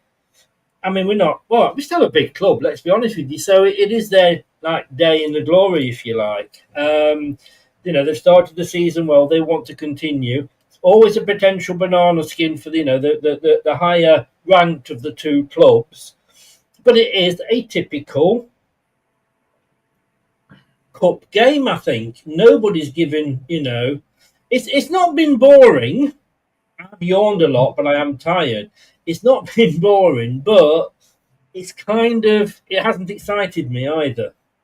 No, I think Alves we're struggling to link going forward. I think Monga's come up against a class professional international player, and it'd be interesting to see what he does with Monga, because the bottom line is it's okay playing in under 21s or coming on for 20 minutes, but when you start, it's a different responsibility, and this is probably a really good lesson with like Ben Nelson. These are lessons that really you do need to learn, because you will make mistakes, won't you? Oh, and that's what when the commentator said. There's no point in taking Nelson off or just ruin his confidence. Yeah. Now, it is something to suggest for you. To suggest. What about swapping Monga's side? That could be a good idea. Because that player has got the making of him, hasn't he? You ought to be a manager, Chris. Hey, straight out of the Ruud van Nistelrooy School of Management. That get on the bat phone and tell Marty, Chris. But when somebody's not having much fun down one side, swapping them over, and some teams do it. I'm surprised though more don't. It's just but it takes a while for the opposition to go, what the fuck's going on? I'm supposed to be marking him. Yeah, I think if he carries on with Monga on the same side, I think that's a brilliant. That is one of the most brilliant things you've said since I've known you. It's definitely simple, but I think that would work, Chris. Oh, I'm going to make a note of that you said that. He suggested. What, Mum? Making a note of that. How long are we? 1:34 into the show. Yeah, but it's going to be interesting to see whether Marty must have said, look, why the hell is everything going down the left-hand side? Yeah, and I don't think you can take Monga off because I think he's looked our most dangerous player. Yeah, he's on, Chris. I've just seen him. He's on. So who do you think we're taking off for Page then? I'm having well, I have a feeling we could be looking at Skip.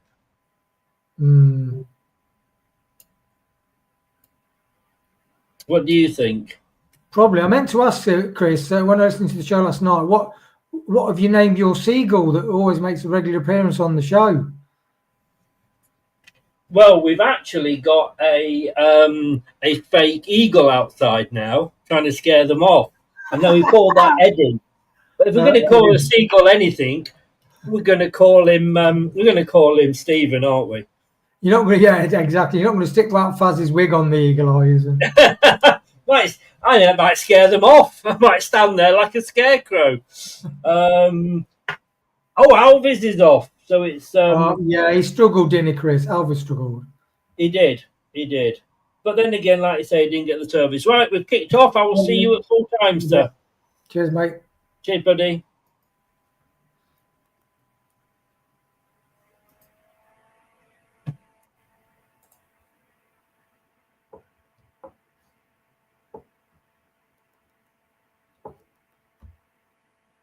So, Alvis gone off.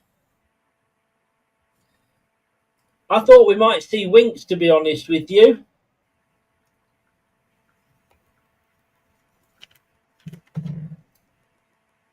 So one youngster for another.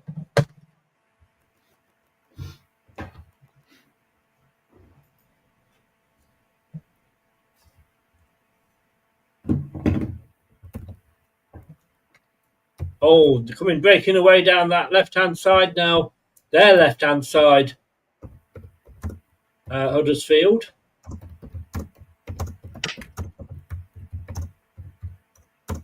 I don't think Wayne realises that I can still hear him. Hello, Wayne. Don't know what he's doing. I'll put him in the green room again. Oh, bless him. Anyway, here we go. Second half. Was that the substitution that you thought would be made? It wasn't the substitution that I thought would be made, to be honest with you. Yeah, Blue it was. He got 45 minutes. You know, he didn't appear even on the subs bench at the weekend. You know, and everybody's been shouting for him all the time. Here is Page. And he was blocked out.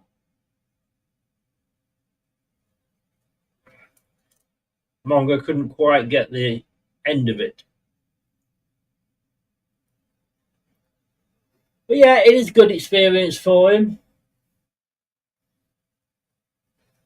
You keep saying that, Dorker, and I have to say, I don't know why not. It's not the most stupid idea in the world. And I've suggested it with Fatawu, Mavadidi, any of them could do it, to be honest with you, I think. Just give them the freedom to go where the hell they want to.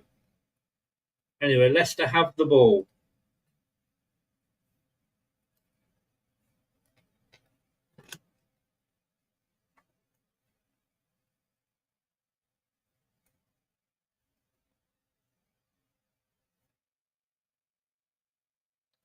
So,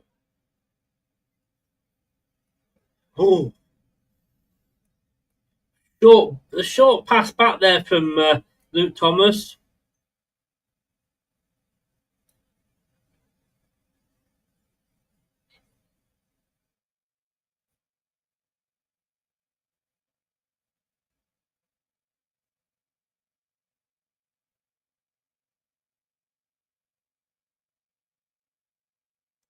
He goes all the way back to their goalkeeper.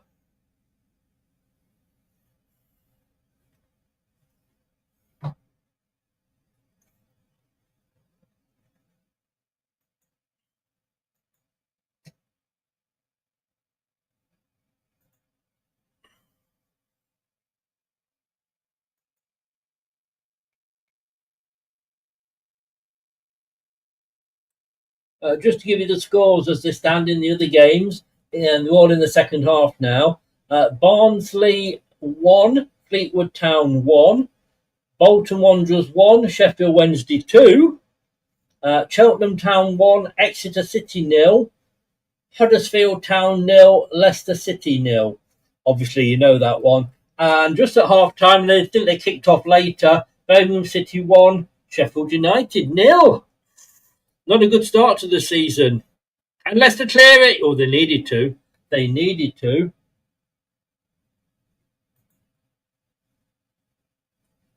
Remember, after 90 minutes, no extra time, it's straight to penalties.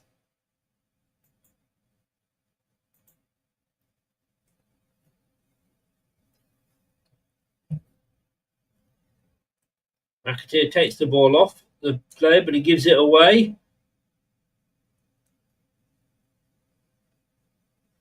The referee played advantage, but Huddersfield did nothing with it.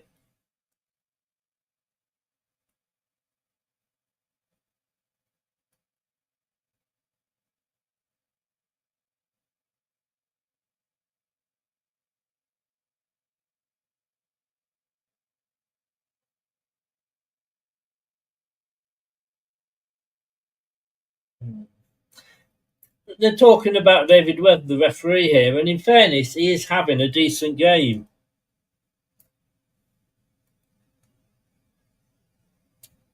That's a free kick. Monger's taken down.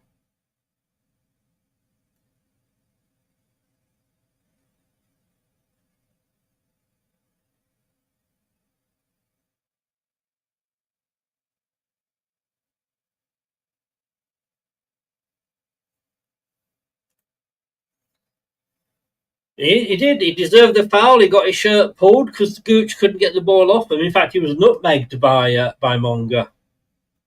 65 in, guys. 66 now. Please smash that likes button. I cannot tell you how much it helps the channel, and it improves our algorithms and gets us seen on non-subscribed channels. It will come up on their home pages.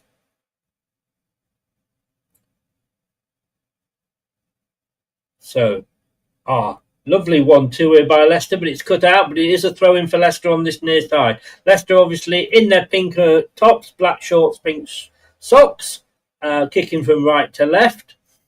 Huddersfield, blue and white striped top to their kit that they're well known for, white shorts and dark socks.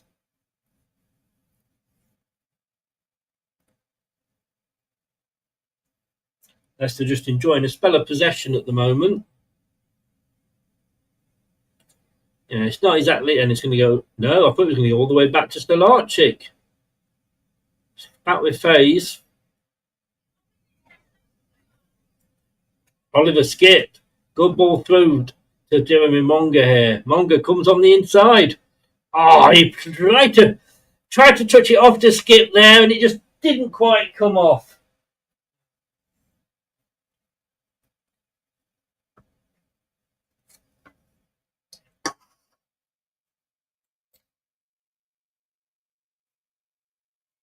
Ronald, I thought I could trust you. How you doing, mate?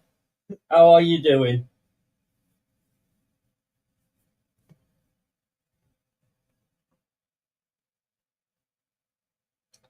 Leicester enjoying a good spell of possession. Monger again gets the ball off Skip.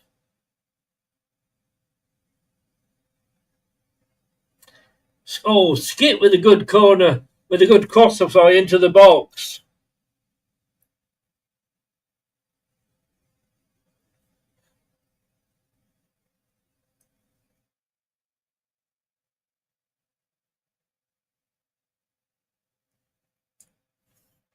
Skip and Monger really are teaming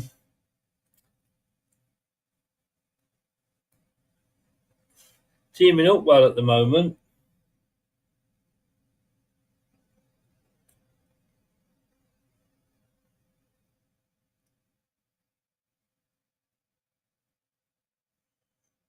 Needed to get the ball in. Skip and Daka were waiting. That's all we need now is for Skip. Oh, hang on.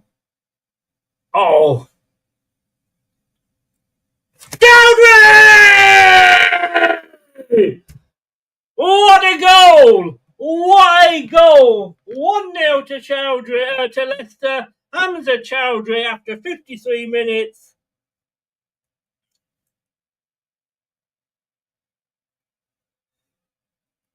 Oh, it was a good move by Leicester.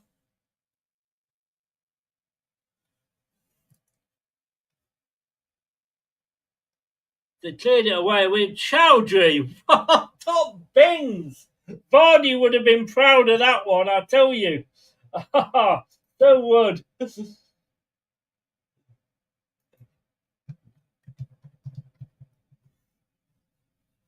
What a strike. Oh, let's have a play of this one, shall we? Go!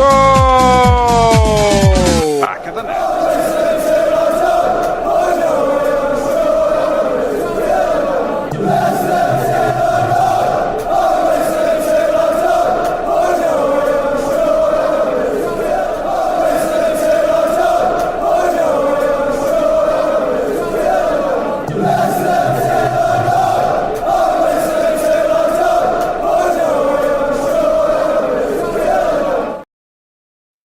You cannot argue with that.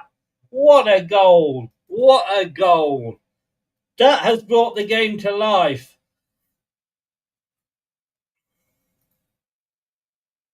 Oh, nearly had a straight chance to get back there, but Balfaz got in the way. He's having a good game as well.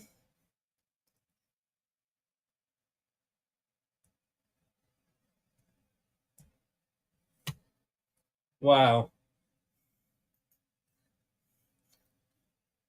This is going to be interesting now because, like I say, no replays. Huddersfield are going to have to come at us. I've got new neighbours. If they can hear me, they'll probably think, what the hell am I moved into here?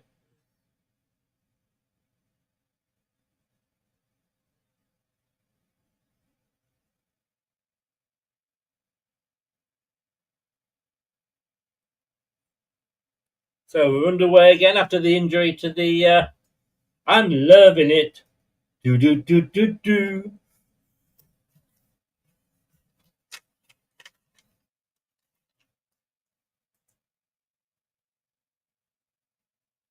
Free kick right on the edge of the box. Wow, fast there.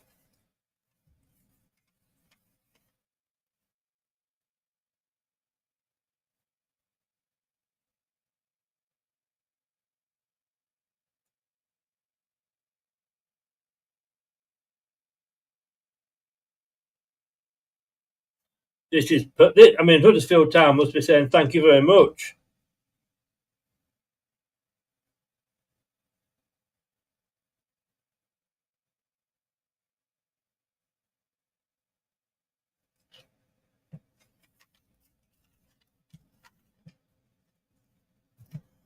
Four of them over the set piece at the moment. One of them has moved away.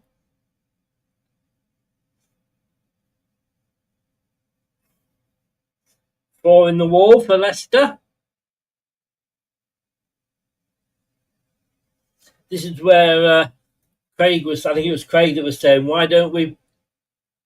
Oh! Decent free kick. He went into the box. It was a header, but it was straight at Stolarczyk. He had to jump, but it's a simple enough save for him. But yes, why don't we keep a couple of players, like with a corner, just a bit further up, and then that takes a couple of their players out.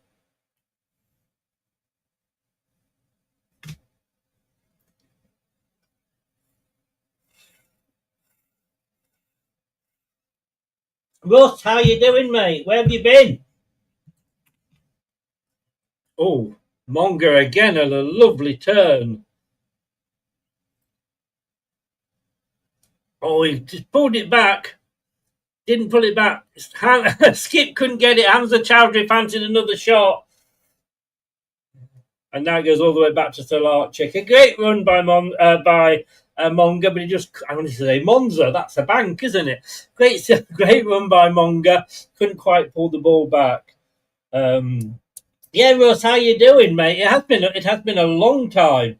Then again, we have had the off season, haven't we?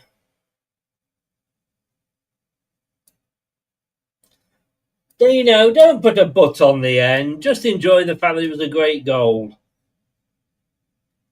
Enjoy the moment. That's it, work. I remember that well. It takes your life, doesn't it? What was all this about? We're going to have more free time these days. I remember about 20 years ago, we'll get rid of the paperless office and we'll have all this free time. 2 swabs now for Leicester.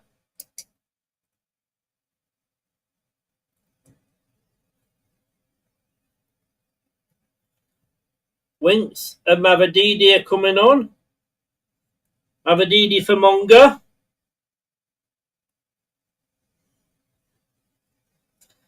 Guessing Winks might be for Skid, but he's actually played decently.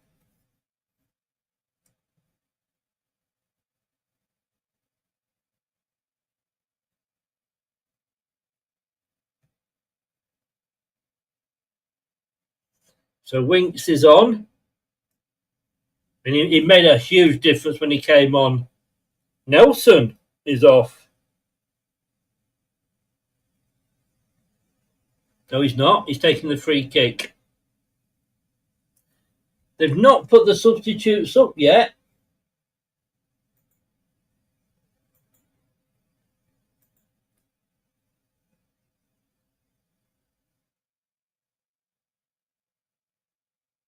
Skip for Winks. It was Skip, yeah.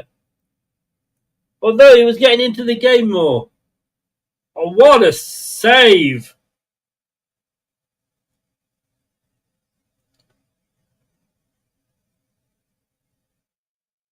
Oh.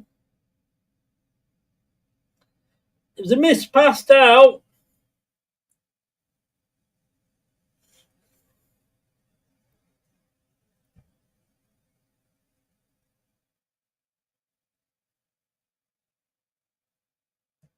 So Huddersfield with the corner. Cut it back. Oh, defensive play there. Samari tries to come away with it. It's going to be another corner. Another corner.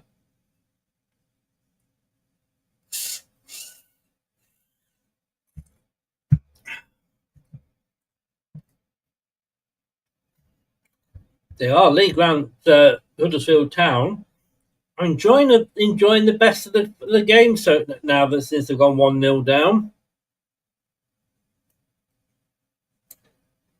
Headed clear by Daka. Daka doing his defensive headers, his defensive duties.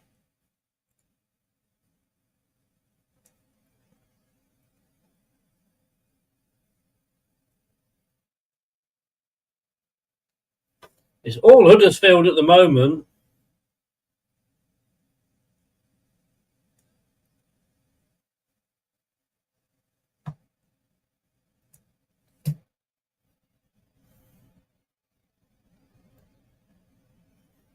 And substitution now for Huddersfield.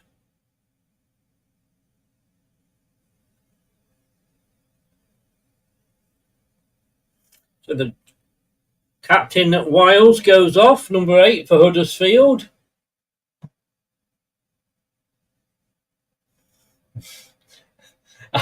Dorco, I know that feeling, mate. I took early retirement. Best decision I ever made. I probably won't have any money left if I need to go in a home or anything like that. Well, I know I definitely won't, but could be dead by then. I hate it, when we hear about people retiring, going for a game of golf on the first day and dropping dead. I mean, I wasn't going to have that.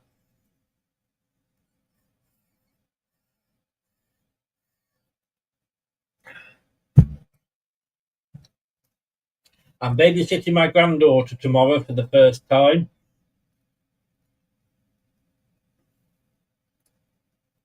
Absolutely looking forward to it.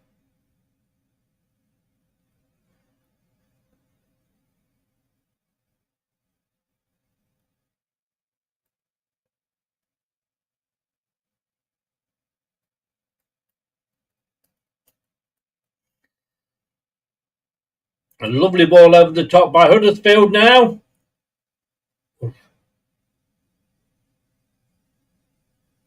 It's a penalty. It's a penalty for Huddersfield.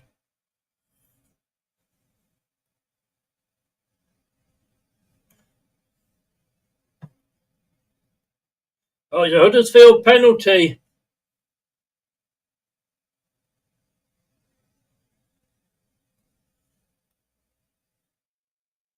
I mean, it was a good ball through.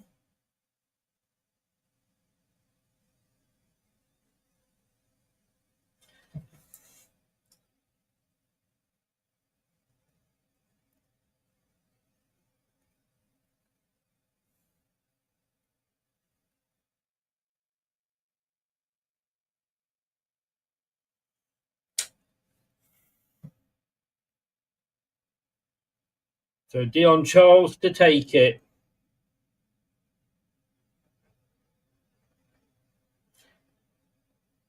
Oh.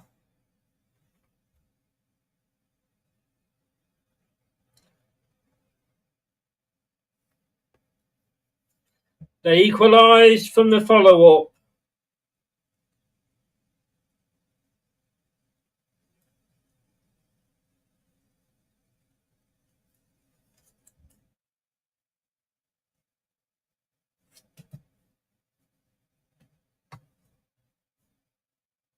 It was a good save, but he nearly got to the rebound.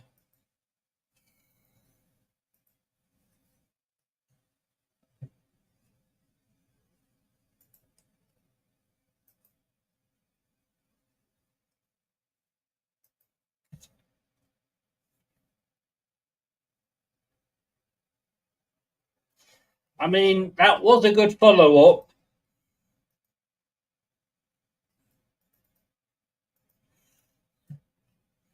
Was it a penalty? I think it was.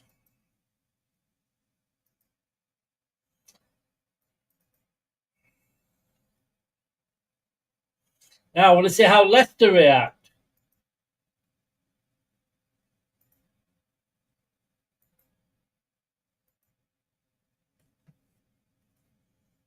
Now, what have Leicester got? Huddersfield reacted well. Will Leicester? Mavididi on the ball. Back to Winks. Winks is back, left, right, left, right. Now it's Thomas to Mavididi. Runs into the box. Oh, the ball hit the referee. Stopped immediately. Giving it to Huddersfield for some reason, but there you go. So it's 1-1.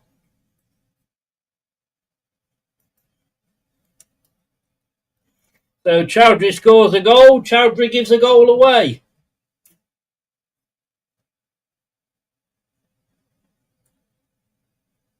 Now it's a free kick to Leicester. And a booking.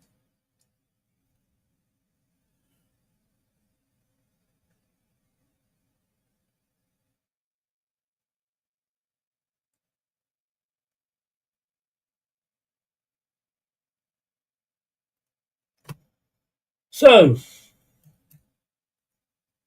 excellent first save. And he nearly got to the rebound.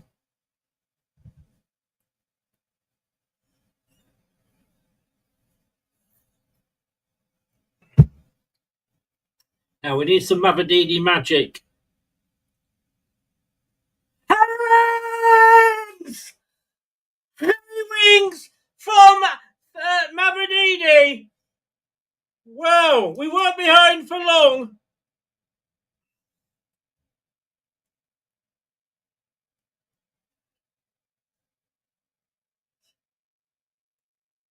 Wow.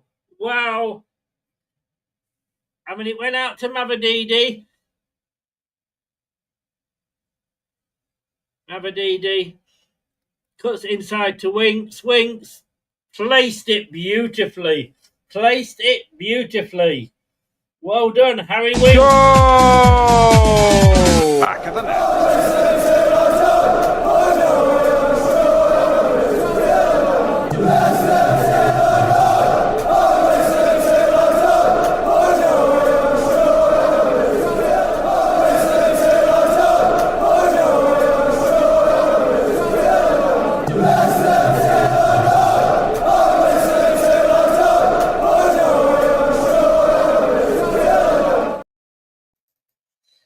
So, wow. Fair play, Harry Winks.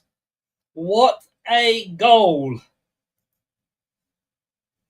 And he just placed that. The two substitutes coming together. One goal. Wow.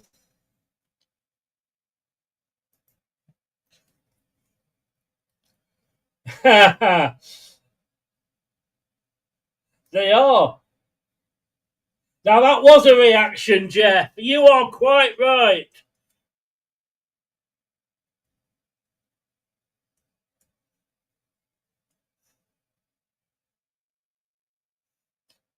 Jeff, well said, mate. I said, how would they respond? That was how they responded. It was a lovely placed goal from Harry Winks. Mavididi ran with the ball, pulled it back across into the box. Harry Winks was there, just took a couple of steps, and he just curled it into the far corner through what was, in fairness, a very, very crowded box. Wow. Wow, bloody wow. That's all I'm going to say. I'm going to say it again. Wow, bloody wow. Fair play. But, well, how will Huddersfield react? How will Huddersfield react?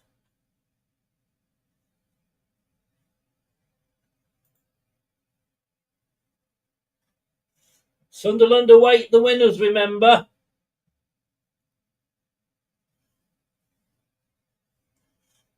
Winks and Mavididi combining again.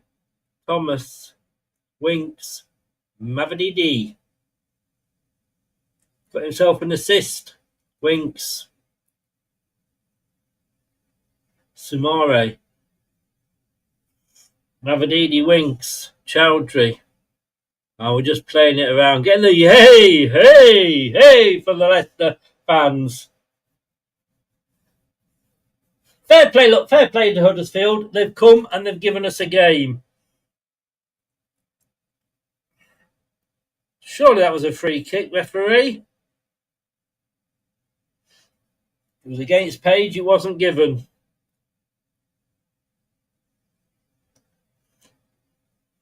Oh, FaZe! Oh!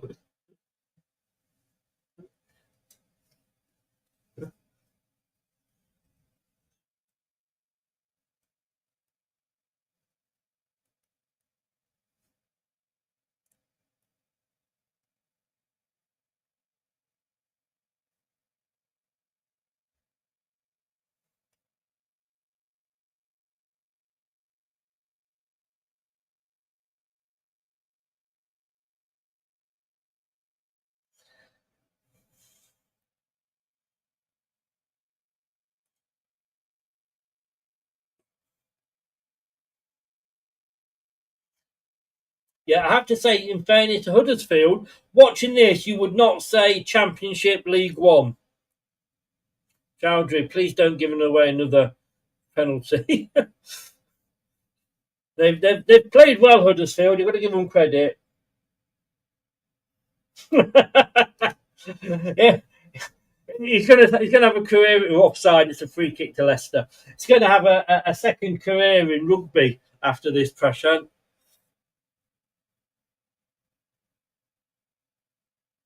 Well, yeah, I mean, he's making notes. Is Marty a la Brendan Rodgers? Look, you need look. You know, when we won the Premier League, there's a lot of skill in there, but there's also bits of luck as well.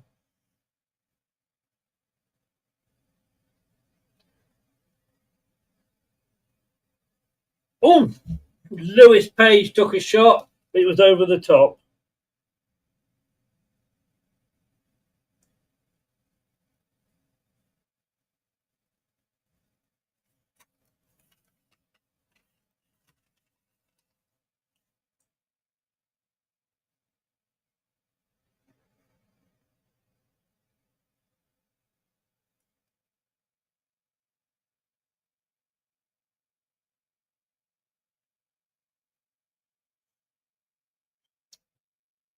Yeah, they're just saying here on Sky that the future is bright.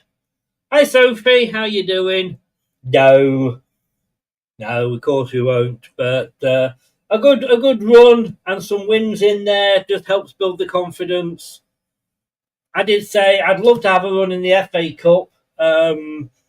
Look, if I wouldn't mind a good run. I wouldn't mind winning it. But we've got to think: what is our priority this season?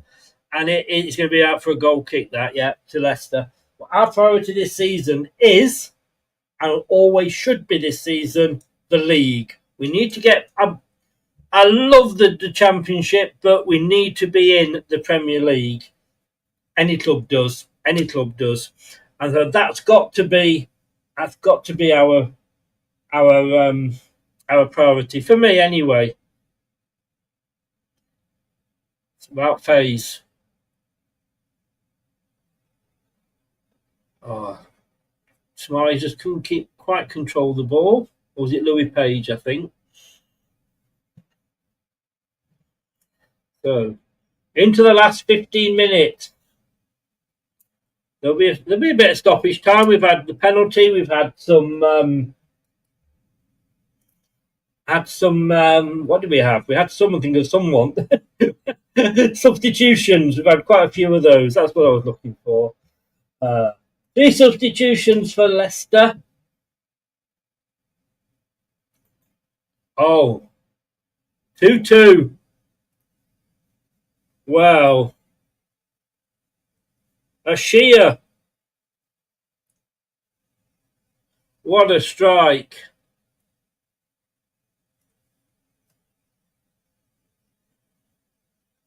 It was a good goal.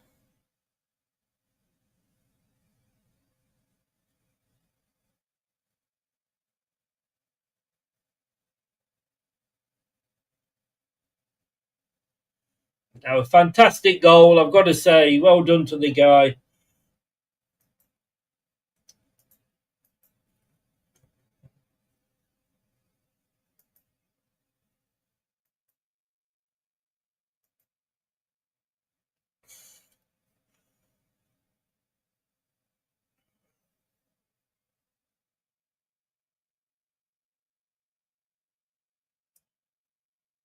Oh, here we go again.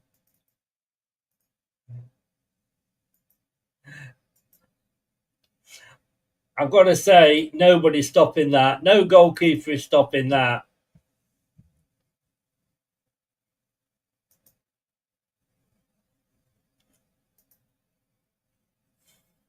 Penalties, anybody?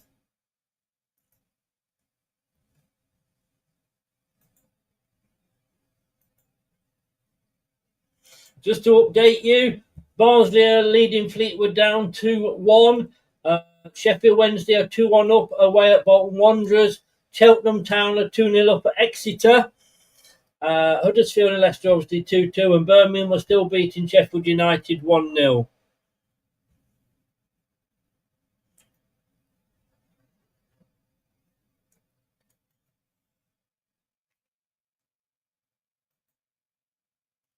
Do you bring AU on, especially if it's going to go to penalties?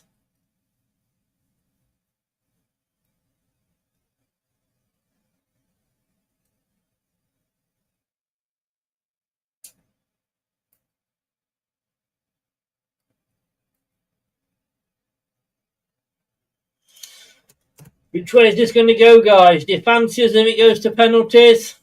I'm not so sure.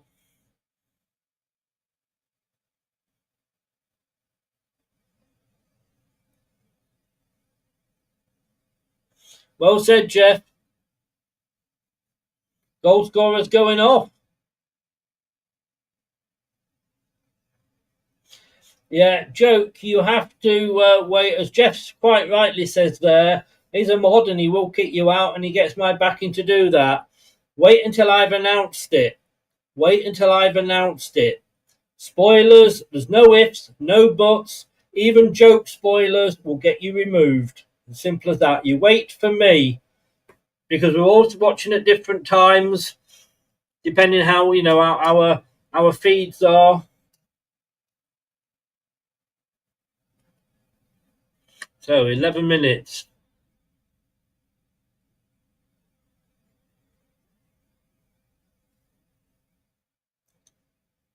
Page was fighting to keep hold of the ball there. It's a free kick to Sheffield Wednesday.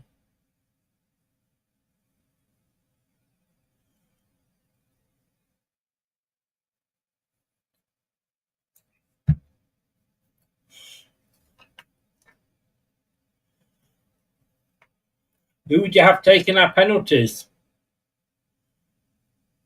Surely got to bring Ayo on for the penalties. If it does go to penalties, by the way, the score won't be up in the top right-hand corner there because no. Take too long. Now, can Leicester pull anything out the bag in what would be a 5-goal thriller almost? Leicester coming at us down the right-hand side, though. McAteer. But it goes back to Page. Chowdhury. Suddenly we're back with the playing it back again. It's going to go all the way back to Stolarczyk. So from attack to Stolarczyk.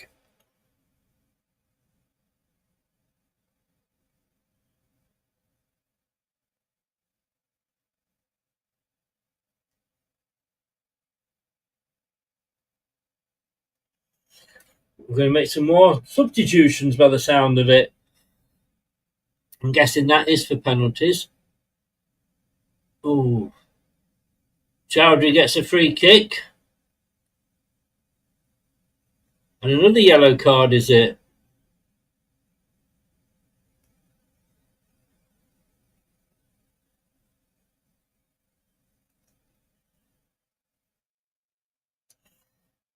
When it comes to yellow cards, it's one each. We made 4 subs. They have made their 5.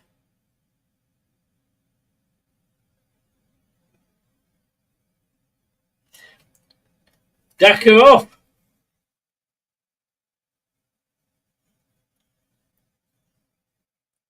AU is on for Daka.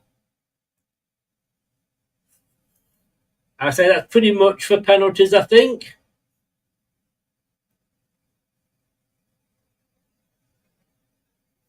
And El Canoes.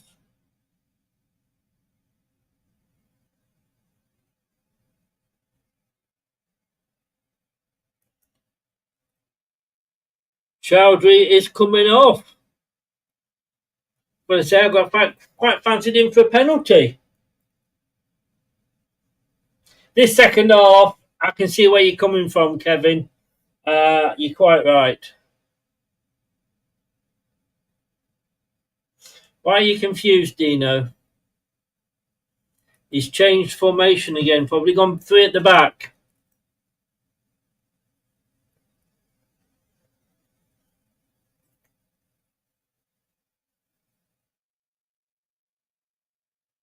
El Canoes with the free kick with his first touch.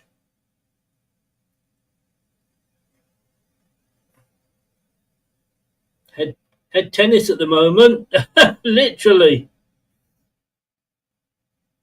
McAteer on the far side. Oh no, it's El Canoes, sorry. Oh no. It was a cross in, it was a good cross, but it was cut out quite easily. It's a throw into Huddersfield on the far side.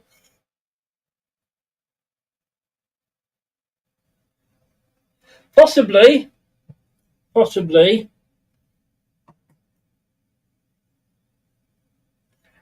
Jeff, certainly in the League Cup, yes, certainly in the League Cup. Why were you confused that Zidorko was confused? But yeah, in the League Cup, he's cup tied, yeah. If he goes to penalties, then it's a lottery, isn't it?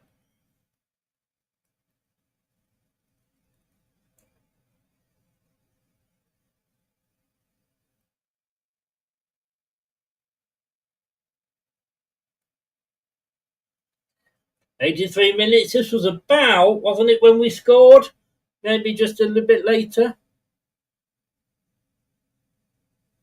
Jordan Ayew tried to get the ball through, but he can't. Leicester don't cover themselves in glory at that point.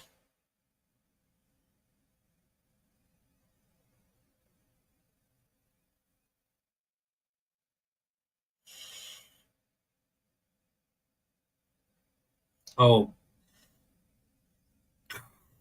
Huddersfield coming at us now. Wet fast and winks between them. Leicester get it away. Can Leicester break now? El Canoes loses the ball. One flick too many. How faced with a very nonchalant volley. He didn't even let the ball land, and he passed it to to his fellow defender.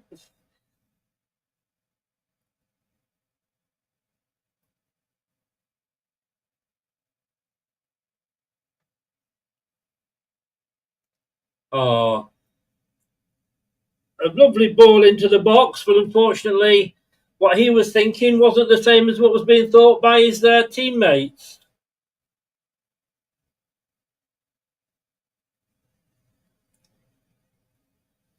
Now Huddersfield believe that they can get the winner.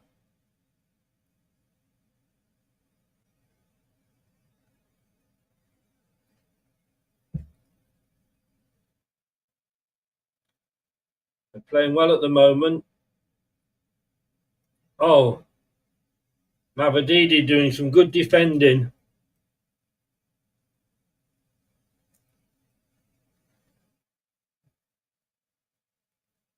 Ayew gets the ball from El Canoes.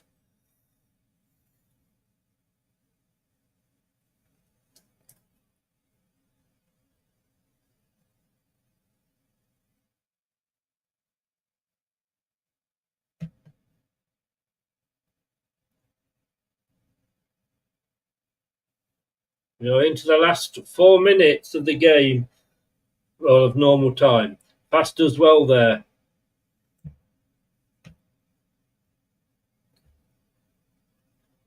Abadidi's on the ball down this near side. He's got 2 players on him. Plays it back to Winks. Cross midfield to Samare. The winning now is Samare to get the winner. I think we could really call ourselves Redemption FC. Oh, plays it through, but it's a bit too hard. And comes away to... Oh, it could be another penalty.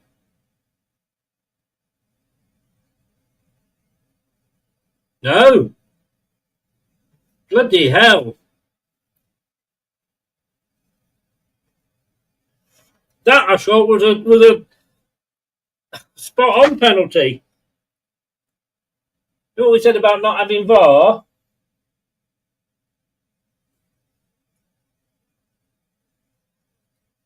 No. He goes outside. Crowd are booing at the referee. Let's have a look. Oh.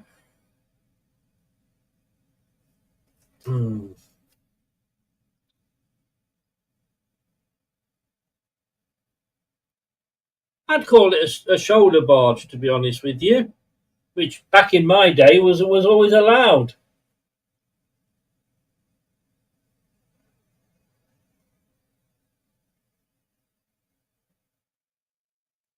They always say, don't they, that you learn more from a defeat than you do from a win. I'm not exactly sure how true that is.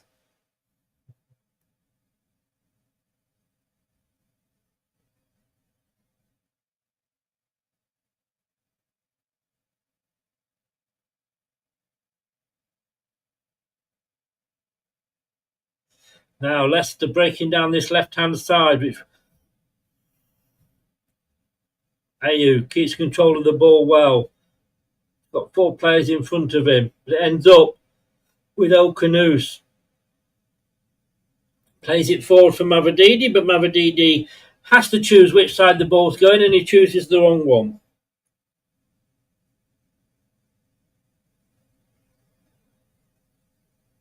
Oh, Leicester win the ball back. But then give it away. Samari putting his foot in there, having a pretty decent game. It's a case of how much time is going to be added on. Like they just said, they have had a few substitutions.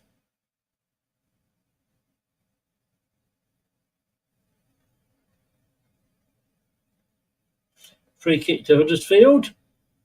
Mavadidi holding the opposition player back.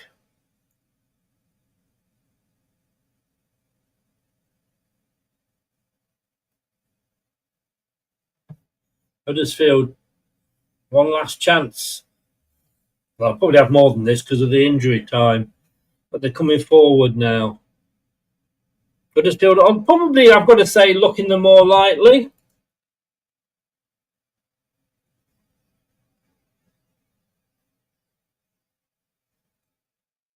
Wow. Wow, wow, wow, wow, wow.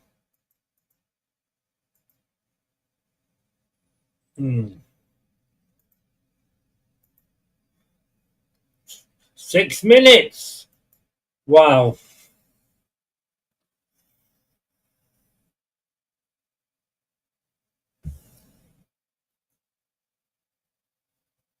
Well,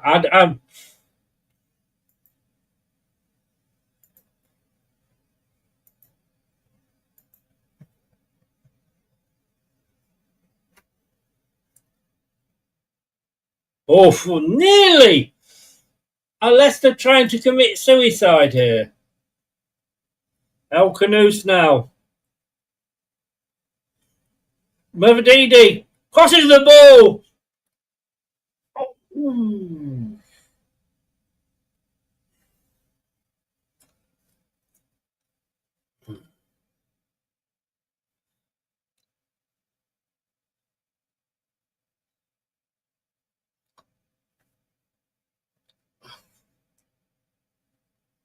So a corner to Leicester. El Canoes with it.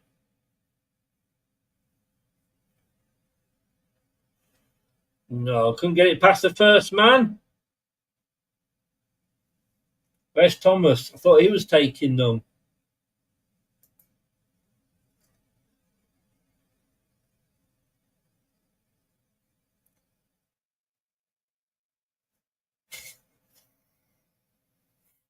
Page is going to take it. Holds 2 hands up. What can Lewis Page do?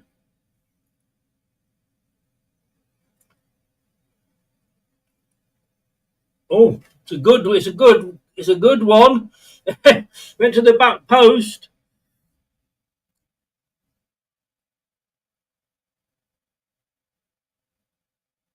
Oh.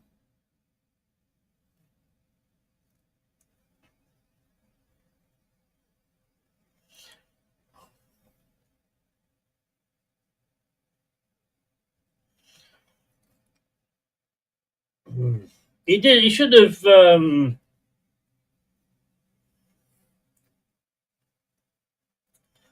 mean, that for.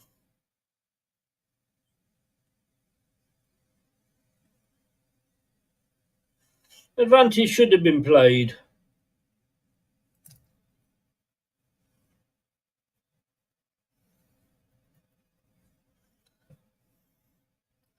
We're just saying he was having a good game. In fairness, that's probably the worst thing he's done all game. And we have still got the free kick. It's almost centre of the penalty box, but outside, if you like. 6 yards outside the penalty box.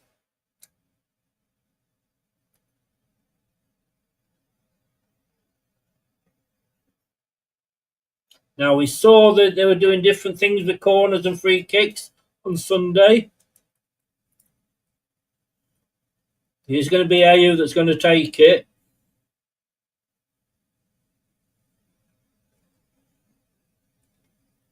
Oh!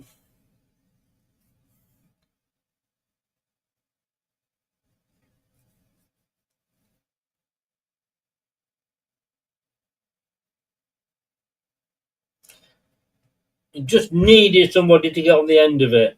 Throw into Leicester. Tense, nervous headache.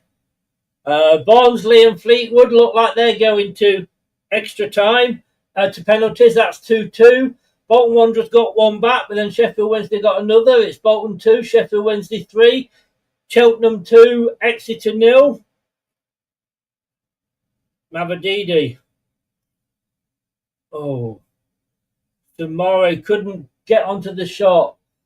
And Birmingham City, Sheffield United had equalised against Birmingham City. That's only 81 minutes, though. Cheltenham Town have beaten Exeter 2-0. That's a full time. El Canoes now.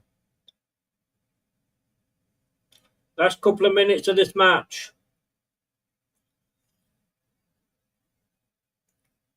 Oh. El Canoes, Mavadidi. Playing it, El Canoes tried to curl it in, took a deflection, took the sting out of the ball. Straight to penalties, Dorco.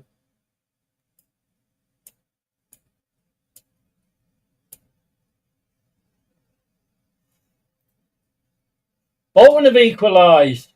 It's now Bolton 3, Sheffield Wednesday 3.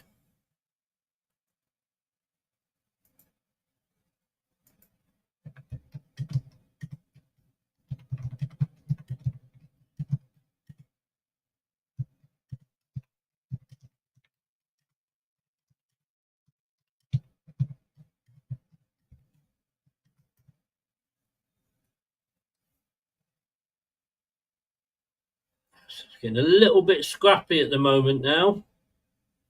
An up and under from Huddersfield.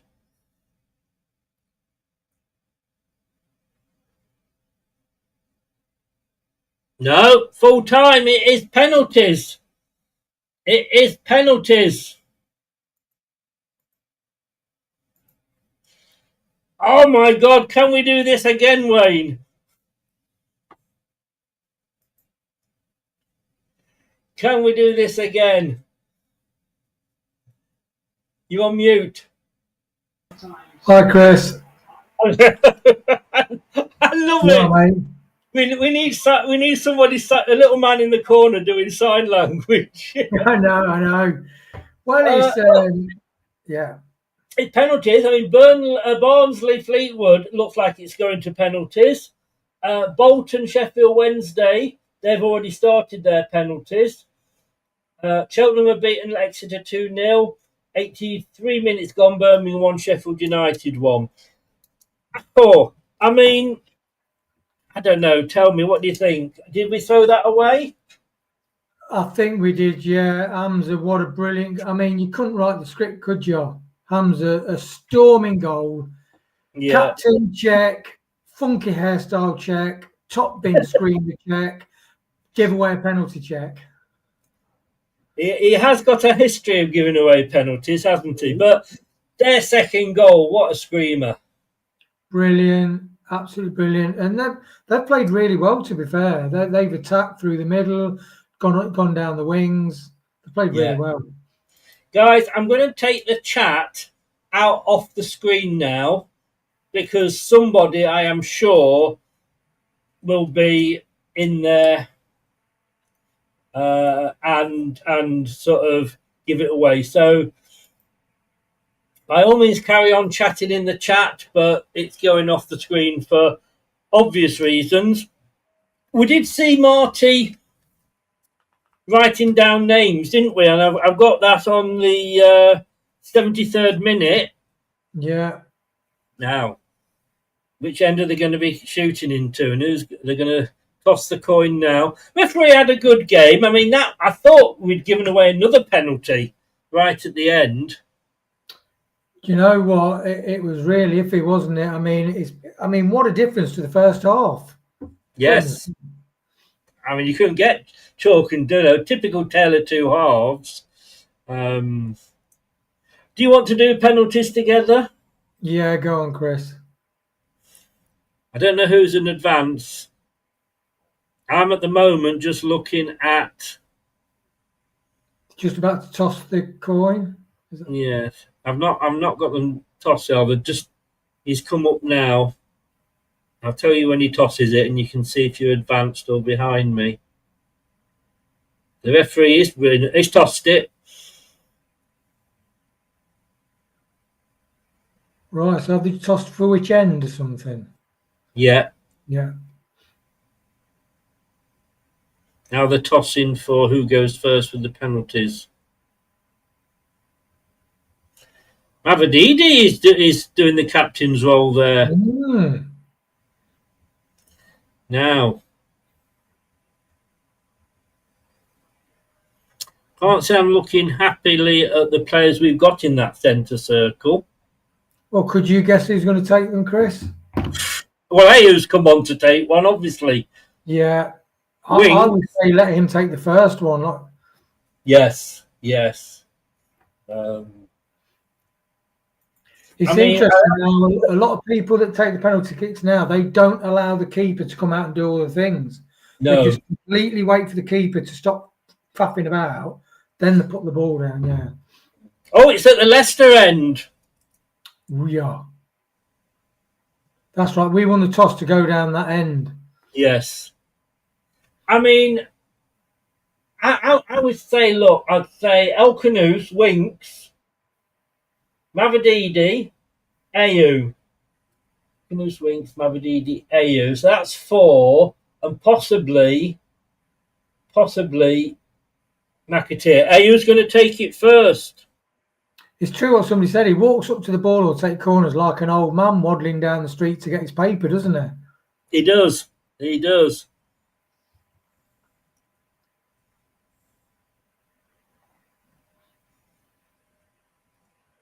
So it's Ayu to take the first penalty. I'm not feeling confident. I won't say anything, Chris, until you react. Till I react. Puts the ball down, pulls his socks up, scratches his bum. Come on, Jordan. Only a short run up. Oh, sorry, Chris. No, what are you supposed to shut up? Oh, no. Short run up, Chris, wasn't it? Yeah, it was a short run up.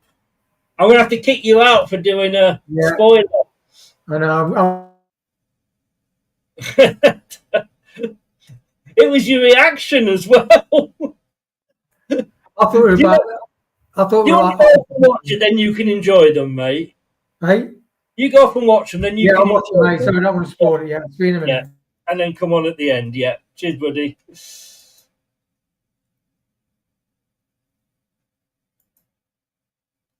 So, are you missing? It was a poor penalty. Poor. So, Taylor.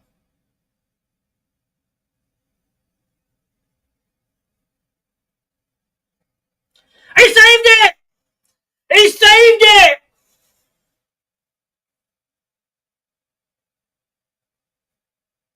Whoa!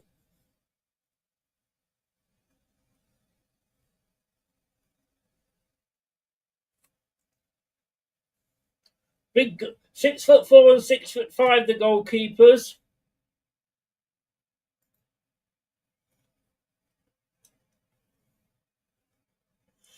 So it's 0-0 after the first penalty.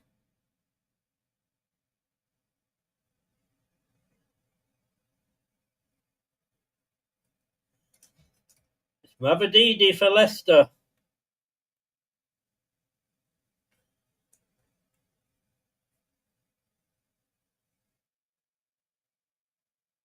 Spins the ball, Chloe Kelly style. Pulls his shorts up and then down. Bit of a longer run up this time than AU had.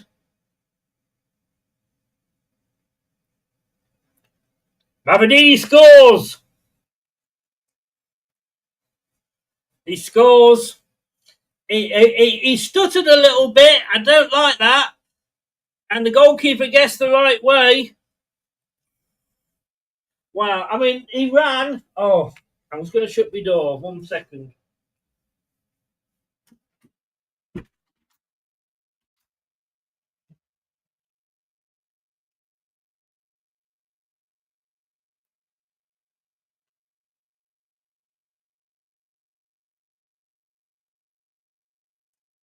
And in doing that, I pulled my headphone out. Right, so it's Huddersfield here. So Larchik jumps up and down on his line.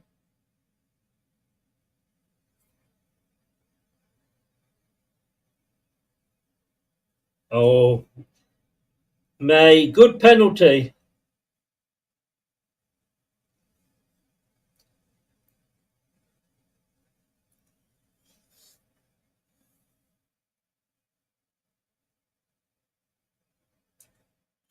Can't see any notes on the water bottles at all. Well, they are hiding it. Elkinu. Oh, Luke Thomas. Bloody hell.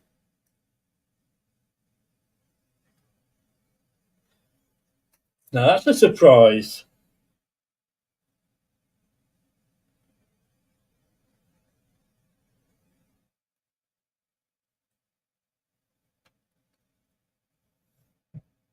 Thomas sends him the wrong way. A good, confident penalty.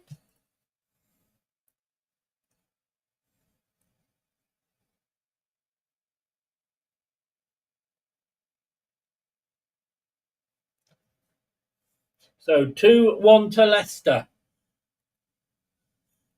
Is it? Didn't we at one point have a thing with penalties where it went Leicester Huddersfield as an example? Leicester Huddersfield, then Huddersfield took the next one. Leicester, then Leicester. Did we do that at one point? Am I making that up?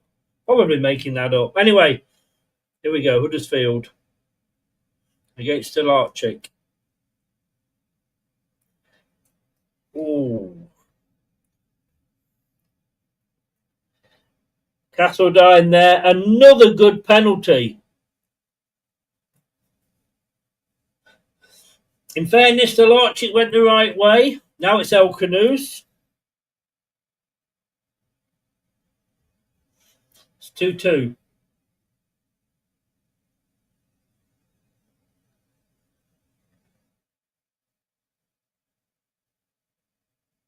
He's covering his bottle up with his towel. Is the goalkeeper for Nichols? Maybe he saw what Hannah Hampton did in the Euro final. El Canoes stood at the edge of the box. It's a longer. He's missed it.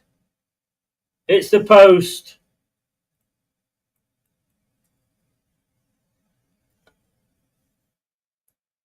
Oh. Goalkeeper again went the right way.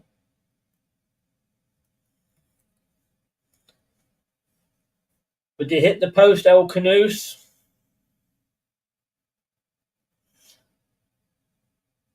$115 in. Please smash the likes button. Subscribe if you're new as well. So this will put Huddersfield in front.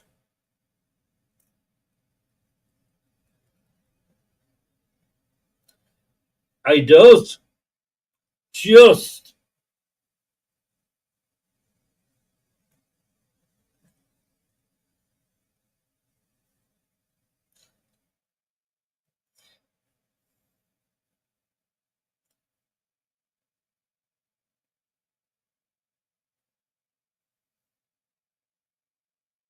McAteer coming to take the penalty. He has to score. If he doesn't score this, Huddersfield will be going to Sunderland for the second round of the Carabao Cup.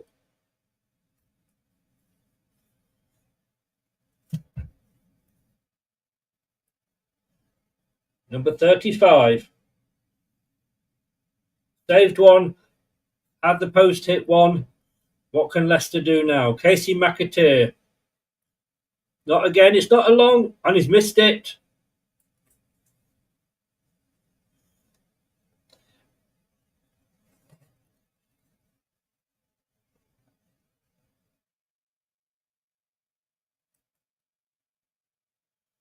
So it's Huddersfield 3-2-1 penalties.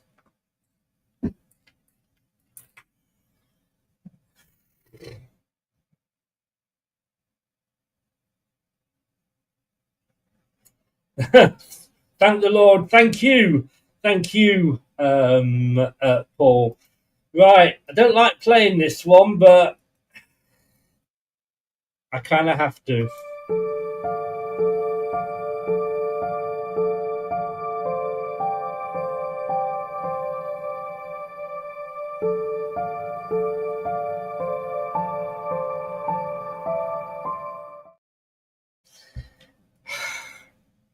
It wasn't the first team. I kind of get why those players took penalties. Let's see what my old mucker Wayne thinks.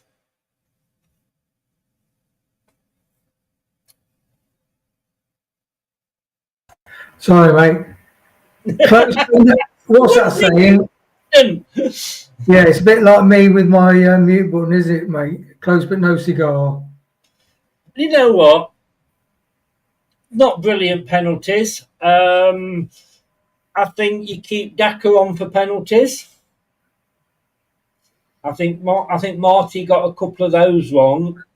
He could only make one more substitution. That was the problem. That he went for the win.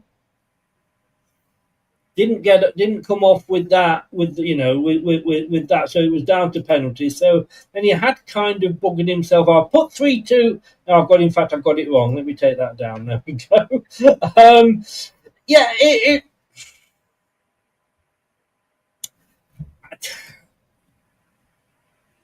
McAtee didn't look confident going up to take that third. El Canoes, sometimes you've got to go wide in case the goalkeeper goes the right way, but then you do risk missing it or hitting the post. It's all about head games, Chris, and I think their keeper his gamesmanship was spot on. He was taking his time, getting to the thing, and I think the one thing like Billa was waiting for him with the ball on the spot, and I do like football players that literally they don't go early and put the ball down and then have to wait around because then you think, oh, come on, get, and you get like they do it to get in the guys taking the kicks head. So I like the way that McAtee just didn't bother delaying it, but I just said it's the confidence, and they took their penalties well, Chris. They did. I've got down here. First one was saved. The first one that they scored May was a good penalty. The second one that they scored Castledine was a good penalty. And the third one, in fairness, Grant just made it. It caught it underneath of his hand, didn't it? It went in, yeah. Yeah.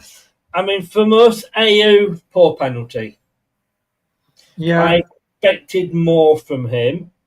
But maybe he's, just because you're a striker doesn't mean that you are good at penalties, And the first one is such a big penalty to take, isn't it? It is, but then he's the older statesman on that game there. You look at, do you remember before we came up, when we won that championship under Nigel Pearson, David Nugent never took any penalties. And then he said when he got into the Premier League, he said, I'm going to have to really start to take penalties now, aren't I? He said, I should take my responsibility. And in fairness to him, he did take a lot of penalties and he scored most of them. But some players just don't like taking penalties. No, they don't. Don't. Even Jamie Vardy, was known to miss a few, wasn't he? Mahrez, you never thought Mahrez would ever miss, and he did. Mavadidi, I don't like that stutter. No. I've got to say, our best excuse me, our best penalty taker was Thomas. Yeah, hit it really well. I mean, he sold the keeper, and the keeper went down to his left, didn't he? Because the previous two, the keeper went down to his right, and so Thomas waited for him to move. That you've got to be ballsy to do that. You've either got to pick your spot, and if it's low it's got to be in the corner. If it's low, and it's got to be at a certain pace. Otherwise, you've got to have the balls to wait and see the keeper move in. You do. But let me ask you this, mate, because you play football. You take penalties? Yeah, I've done a couple of times, yeah. And have you scored them? Yeah, in general, yeah, but missed one, but it was a striker that normally took it, to be honest. Is it a full-size net that you take them in? Yeah. On a Sunday, we play on a five-a-side pitch. I would say it was a five. The only one penalty I have taken was in a five-a-side game, and I totally missed it. Yeah, to be honest, on a five-a-side, as long as you punch the ball hard, the keeper cannot react and get to the ball, and that's on a five-a-side pitch, which is 7 foot, 8 foot wide by sort of 5 foot high, 6 foot high. So a lot smaller. You can still score, Chris, from a penalty on a small goal. So. When you're taking a penalty, and look, I've never taken a penalty in a full-sized goal, and I only ever played. That was like a works fun day for all the ones in the Midlands. There was at W.H. Smith. We had a sports day, and football was obviously one of the sports. But when I would never take a penalty in my life. But when I look at them, I'm taking the penalty, is one, don't stutter. Because if you're stuttering, can you really get much power behind it? And look, why do things go low? Because if you're going to take a low penalty, you are going to have to go right in the corner, and then you've got a chance of missing it. But then again, I suppose if you go high, because if you go high, the keeper's not going to get to it.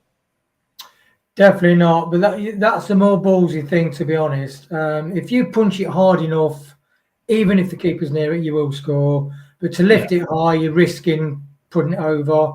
But I think as professional footballers, most people can probably score penalties, up and down the country. But it's different when you're in a match and you've got all those people.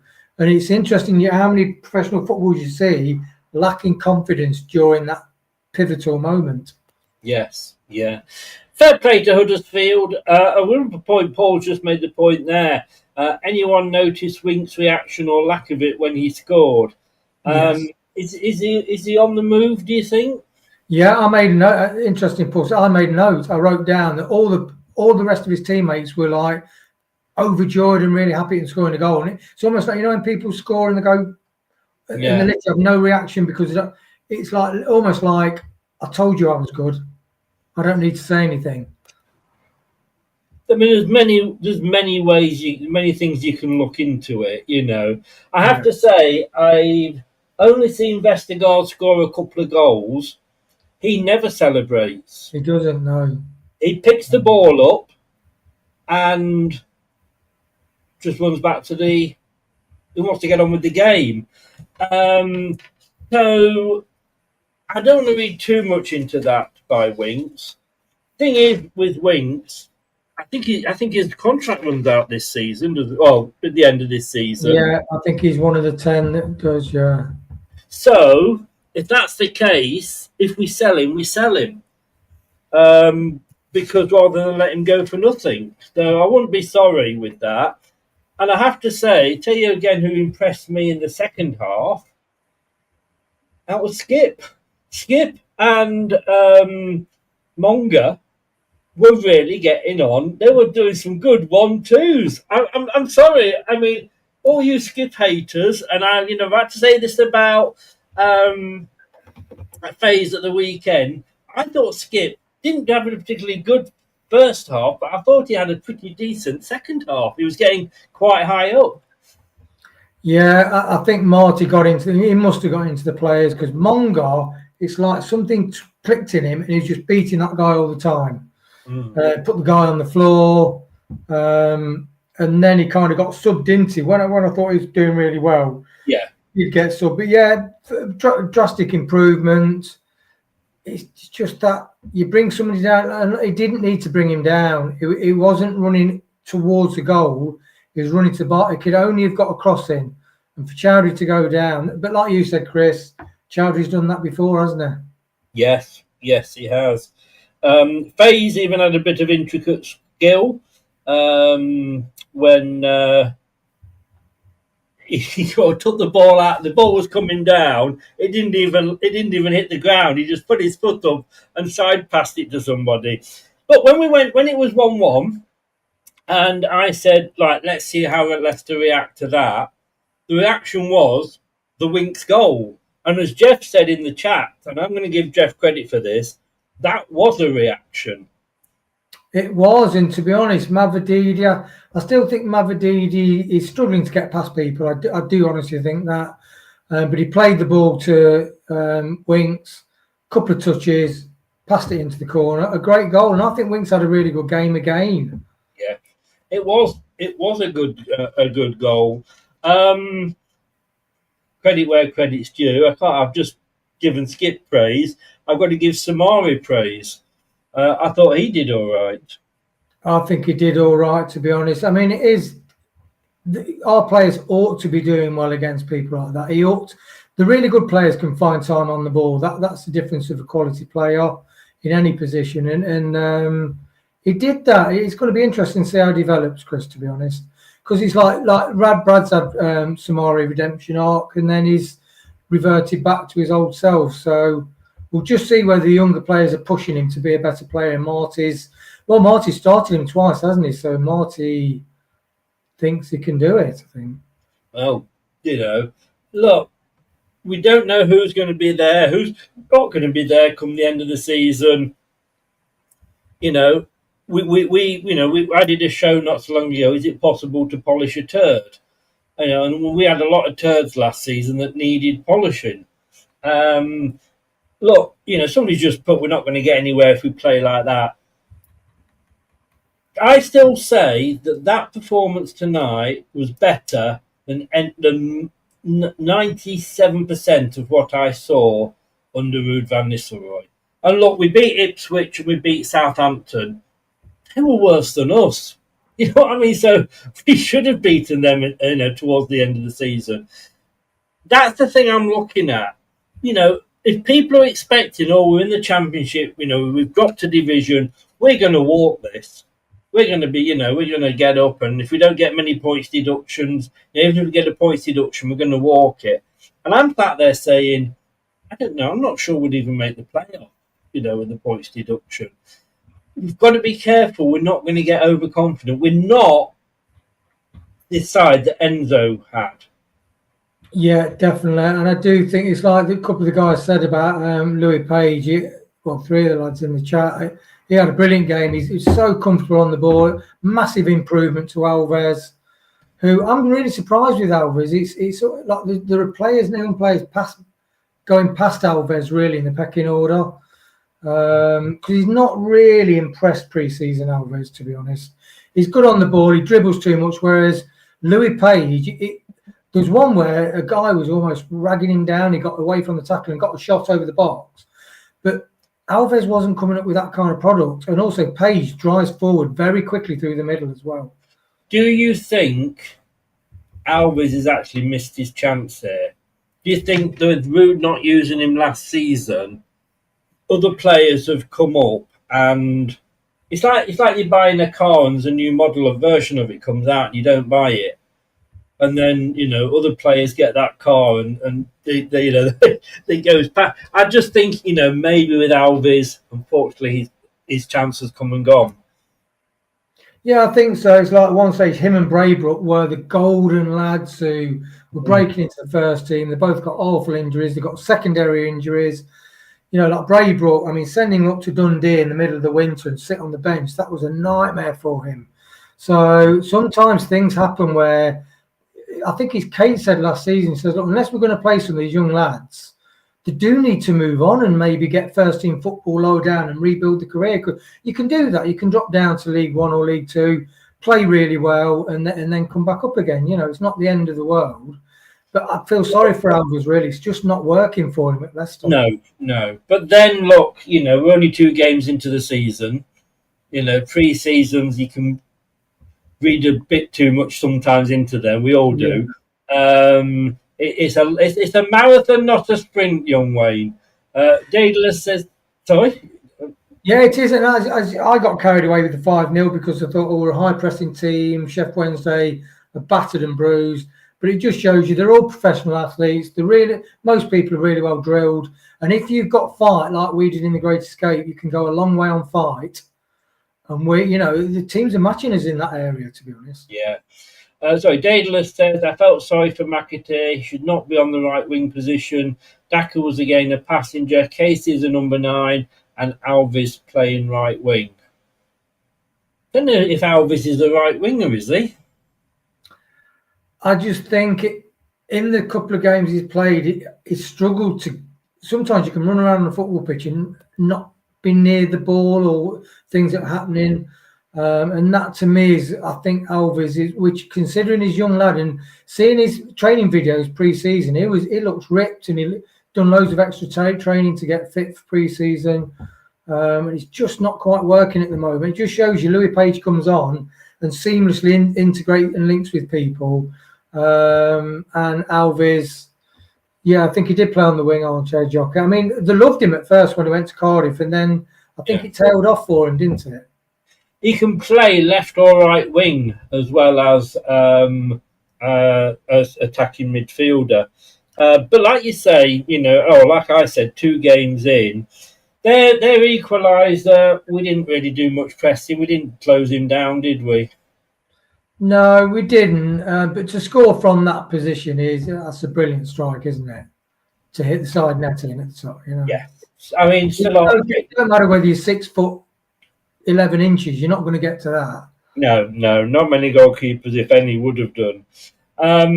Look, before we go any further, can I just remind people up in the top corner there, do scan it, and that is BetMate, and it's called that because you bet against your mate. Scan it, and you'll go into a draw for up to £500 cash pot, and that is the Leicester Till I Die link as well. And if you go in, like I say, the cash pot is there. If you just go in normally, you won't get go into the draw for the cash pot. Better than betting because you actually bet against your mates. Like I wouldn't have bet 4-0 against you for Leicester on Saturday, Wayne. But I'm just saying. Exactly. And Paul wouldn't, and you wouldn't have bet a fiver like Paul did on Daka scoring. Yeah, exactly. No, I'm going to say 80 minutes. I haven't seen much of it this season, and I guess you can't get it out of the game totally. But we were attacking, and it ended up all the way back at Stolarczyk. Yeah, I was very impressed. When we got the ball and were on the break, we did get through a few times, but they really sprinted back. They are a very fit side. I was surprised how fit that side were. Yeah. So they were on the break. It broke down. We got on the break, and they just got back in numbers really quickly. They do. I mean, they said that. They said, whenever Leicester got forward, they always had players back. But our defence, I'd say, wasn't pressing. But I don't know. I'm trying to sort of not be too critical because we're only 2 games into the new season. Oh, go on, Chris. Be critical. Go on. No, I'm not. I'm not. Look, I think it's very early to judge players. Daka is getting a lot of stick. I expected more of Daka tonight, I have to say. He didn't do it at this level before, but he had Bardi to compete with, who had a great season under Enzo. It looks like he's now going to be second choice to Ayew, as it stands at the moment. So the guy probably isn't feeling the best. He's always got a smile on his face, I've got to say, probably his wages. But, I mean, we have to at some point make a decision about Daka, don't we? Yeah, I mean, was he effective or not? We found it couldn't do it in the Premier League. It couldn't really do it in the Championship. And yeah, I do think Huddersfield will get promoted automatically in the top 2 this season. But it's a League One side, so he can't do it. He's got the speed. He's got the speed. Dorco comes from the same school as you. And I've got to say, I'm going to start charging Dorco £1 every time he says this because he would pay my food shopping for the year. Dump Daka, get Monger up front. I've got to say, and I would not be 100% against that. I mean, I've said the same, but with Fatawu. And Craig said the same, I believe, but with Mavididi. I think with any of those, why not give them a chance? I mean, can you imagine what Monga does on the wing? Can you imagine him doing that down the centre? That is exactly right. Exactly right. Like Armchair Jockey said, Daka is an athlete, not a footballer. You know, it's okay being fast, but has he got football? We've said, haven't we, for the last 2 seasons, has he got football intelligence in the box? Does he know the right places to be? No. Has he got a good, can he control the ball well so it's in front of him so he can have a shot? No. And what's his finishing like? Pretty much you're describing what you need as an attacker, aren't you? Yeah. And those other guys, they can finish. I think even Louis Page up front, because it surprised me tonight, he's really quick. He's very quick. He did well. Even someone like Louis Page as number 9, I think, would do better. Yeah. All right, we'll finish on this because, you know, we're lost. Like I say, I'm not going to lose any sleep over it. Huddersfield were good. I'm not saying, you know, I mean, they had played an extra game to us because they've already played 2 games in the league. They only played on Saturday. They didn't play on Sunday. We played on Sunday.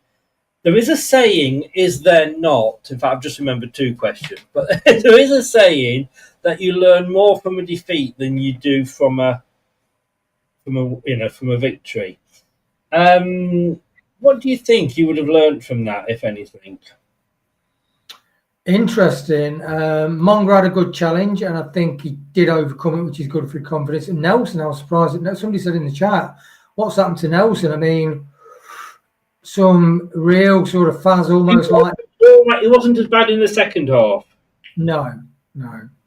I think we've learned that Louis Page needs to be in the team. I think he's way above anybody else in midfield apart from the established players. Sumari's Samari has improved. I think we've learned Samari has improved. Yeah.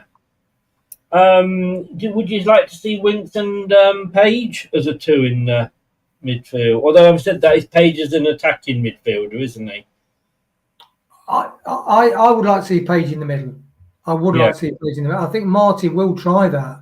There's no way you can look at that game and not think, wow, look at Louis Page. Yeah. Interesting. Somebody made the point, I think it was Jeff again, actually, but forgive me if it's somebody else, that El Canoes is now cup tied in this particular cup. Oh, yeah, because he played for us. And allegedly on Friday, and I don't know how this works, and I did put a post up about it, allegedly his get-out clause expires. This Thursday? This Friday, I think it is. Friday, yeah. So if Newcastle don't put an offer in, or other teams that are interested, we can then go, we want 40 million, thank you. I think I honestly would imagine he's quite happy here. If he can go up with Leicester promoted, his stock will go right back up. Because I do think he is unproven in the Premier League. He didn't have too many goal involvements, did he? And we do view him as a playmaker, but we do view him as like attacking, you know, false, like a 10, like a Maddison. Whereas he's like, that is like a replacement for Maddison, but he isn't producing that many assists and goals, is he? Although he did, having said that, he was man of the match on Sunday because his stats were really good and he had 2 assists for both the goals. Yes, yeah. Look, I don't want people to suddenly start having meltdown over this. You're talking, yes, they are a League One side, but last season they were a Championship side. And they are top. They are unbeaten this season. They hadn't conceded any goals at all. You know, we'd only won 2-0. 2-1, sorry. They'd won, was it 3-2 or something like that? 3-0 and 2-0. They were like 5-0 in goals difference. So it wasn't the huge gap that, you know, like us playing Stevenage or somebody like that. We did move things around. We played on Sunday, so we played then today. And we only went to penalties in the end. I'm really not bothered about this cup. If we had a run and we ended up winning the damn thing, of course, I'd want to do it. And I did want to win this game, but it just really doesn't bother me anymore, this cup. I know you said that before, Chris. I would like to, because you can use it to give other people game time, try things out. I'm not disagreeing with that, but what I'm saying, because we're out, I'm just not bothered. Yeah, it's true what Blue Fox Forever says, though. More game time for Page, please, and more penalty practice. So another thing Marty might have learned is that I think we need to do some penalty practice. Probably you're not wrong there. You're not wrong there. And yes, like I say, if we'd gone through, I would have been happy. You know, if this was the FA Cup, I would be feeling different. I'd be like, you know, but because it's this Fizzy Pop Cup, I'm really not bothered. I've got images of you with the Catherine Tate wig on. Am I bothered? Am I bothered? Yeah, bothered. Me, bothered. Whenever I think of that, Catherine, is it Catherine Tate? Wasn't it? Yeah. Whenever I think of that, I always think of the skit she did with Tony Blair. Can't remember that one. Do you know? Oh, it was for Comic Relief, and they approached Tony Blair, who was obviously Prime Minister at the time, and said, "Would you be up for doing something?" And he went, "Yeah, totally." And she went in, and she was on a tour, and she went in the wrong room, and it was into his room. And you actually had Tony Blair. She's saying like, "So what do you do?" And he's looking at her, going, "Am I bothered?" And he was doing find it on YouTube. It was a good match. I'm struggling with this, but I'm going to ask you for your man of the match. I'm not bothered about a team performance for this one, but just, and we're not going to put this up. It's just literally for us. Oh, blimey! I know. I know. In the last match, we all kind of picked different people, and all the guys that people picked, you're thinking, no, you can't argue with it. Yeah. Okay, I'll go first then. I'm actually going to go Monga, because I think he showed attacking intent. Yes, all right. Look, you know the penalty attempt. He'll learn from that. Marty will have a word with him and say, "What do you think you were doing? You know, you silly bugger. Don't do that again." He's 16. We have to remember that. But when he was on, and I get him taking him off because he's young, blah blah blah. But I think when he went off, we actually did lose a little bit of our attack. I don't think El Canoes was as good as he has been in some games today. Yes, I know he had a couple of efforts, but for me, Tamare I was impressed with, but I just can't go for him for man of the match. Don't think he did enough for that. But all I ever saw was Monga every time he had the ball. And yes, he had 2 or 3 on him at a time. Even when he had 2 on him, he was nutmegging people. And he was twisting and turning. And he was a threat. He was a threat. So for that reason, and I'm sure this is going to make you a really, really, really happy man, I'm going for Jeremy Monga. You've come over to the not dark side, Chris. You've come over to the light side. Yes, I have. It's only one game, though. Don't get... Yeah. The first of many. Yes, yeah. Who are you going for, then? If he was on a bit longer, I would have... he was on from half-time. It would have been Chowdhury, but he did that almighty cock-up, because he played well, Chowdhury, to be honest. Yeah. Do you know what? I'll go for Page. I'll agree with Paul, because I would say Monga. I think he was pulled, and he was pulled too early. And I don't know whether they're managing him because he's still growing, and I get that. But it was a shame, because I thought he really got into his flow. And that guy all of a sudden disintegrated. And like you said, they're double, triple teaming him. And that does then pull other defenders out of play, and that might give, eyes on his own who put it inside. But I'd say Page. I just think he was super impressive. Super impressive. He looks after the ball. He can ride a tackle, and he does it. You can tell in the future, I think he will drive forward and have shots and score goals. I can't argue with you. I wouldn't have gone for him at all, to be honest with you, but I see what you're saying. What I would say is, Monga was pulled on 60 minutes. Mavadidi came on. Did Mavadidi make any difference when he replaced Monga? Well, he didn't, and he does the same thing. So just about when he passed the ball to Winks, who finished it beautifully, he only did that because he came up against players and he couldn't beat them. And I think Monga, the definition of a winger is to take on people and beat them and get the ball in the box. And I do think Mavididi, in his mind, he sees a wall that he can't get past. Because he's been like that. I know Manny loves Mavididi, but you speak to people that go down and they're saying, yeah, but like Craig. I never realised that. You look at Mavididi, what's his output? And he's got a mental block that he does all these step overs and everything, and then the defender's just looking at him thinking, okay, so what are you going to do to get past me? And I think that's where he struggles. Yeah, I have to say, quite right.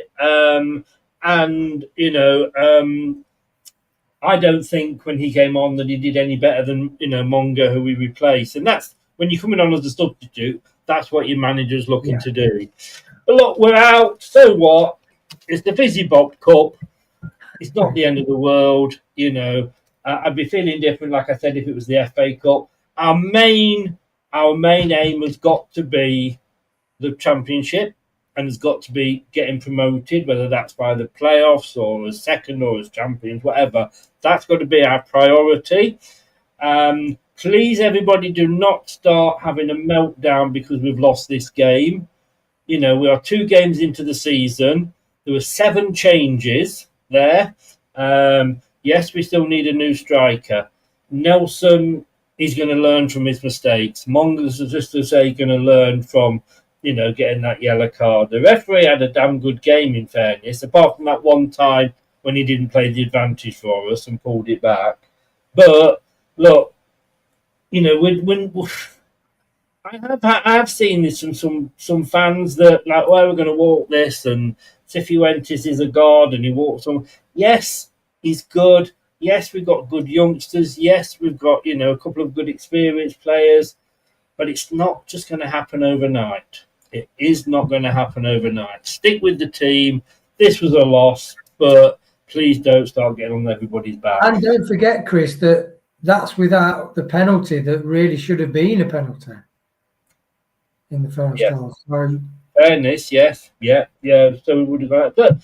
We will learn from this. We will move on. And like I say, in a way, it's a distraction out the way. Guys, thank you very much if you're in for the chat. Really appreciate that.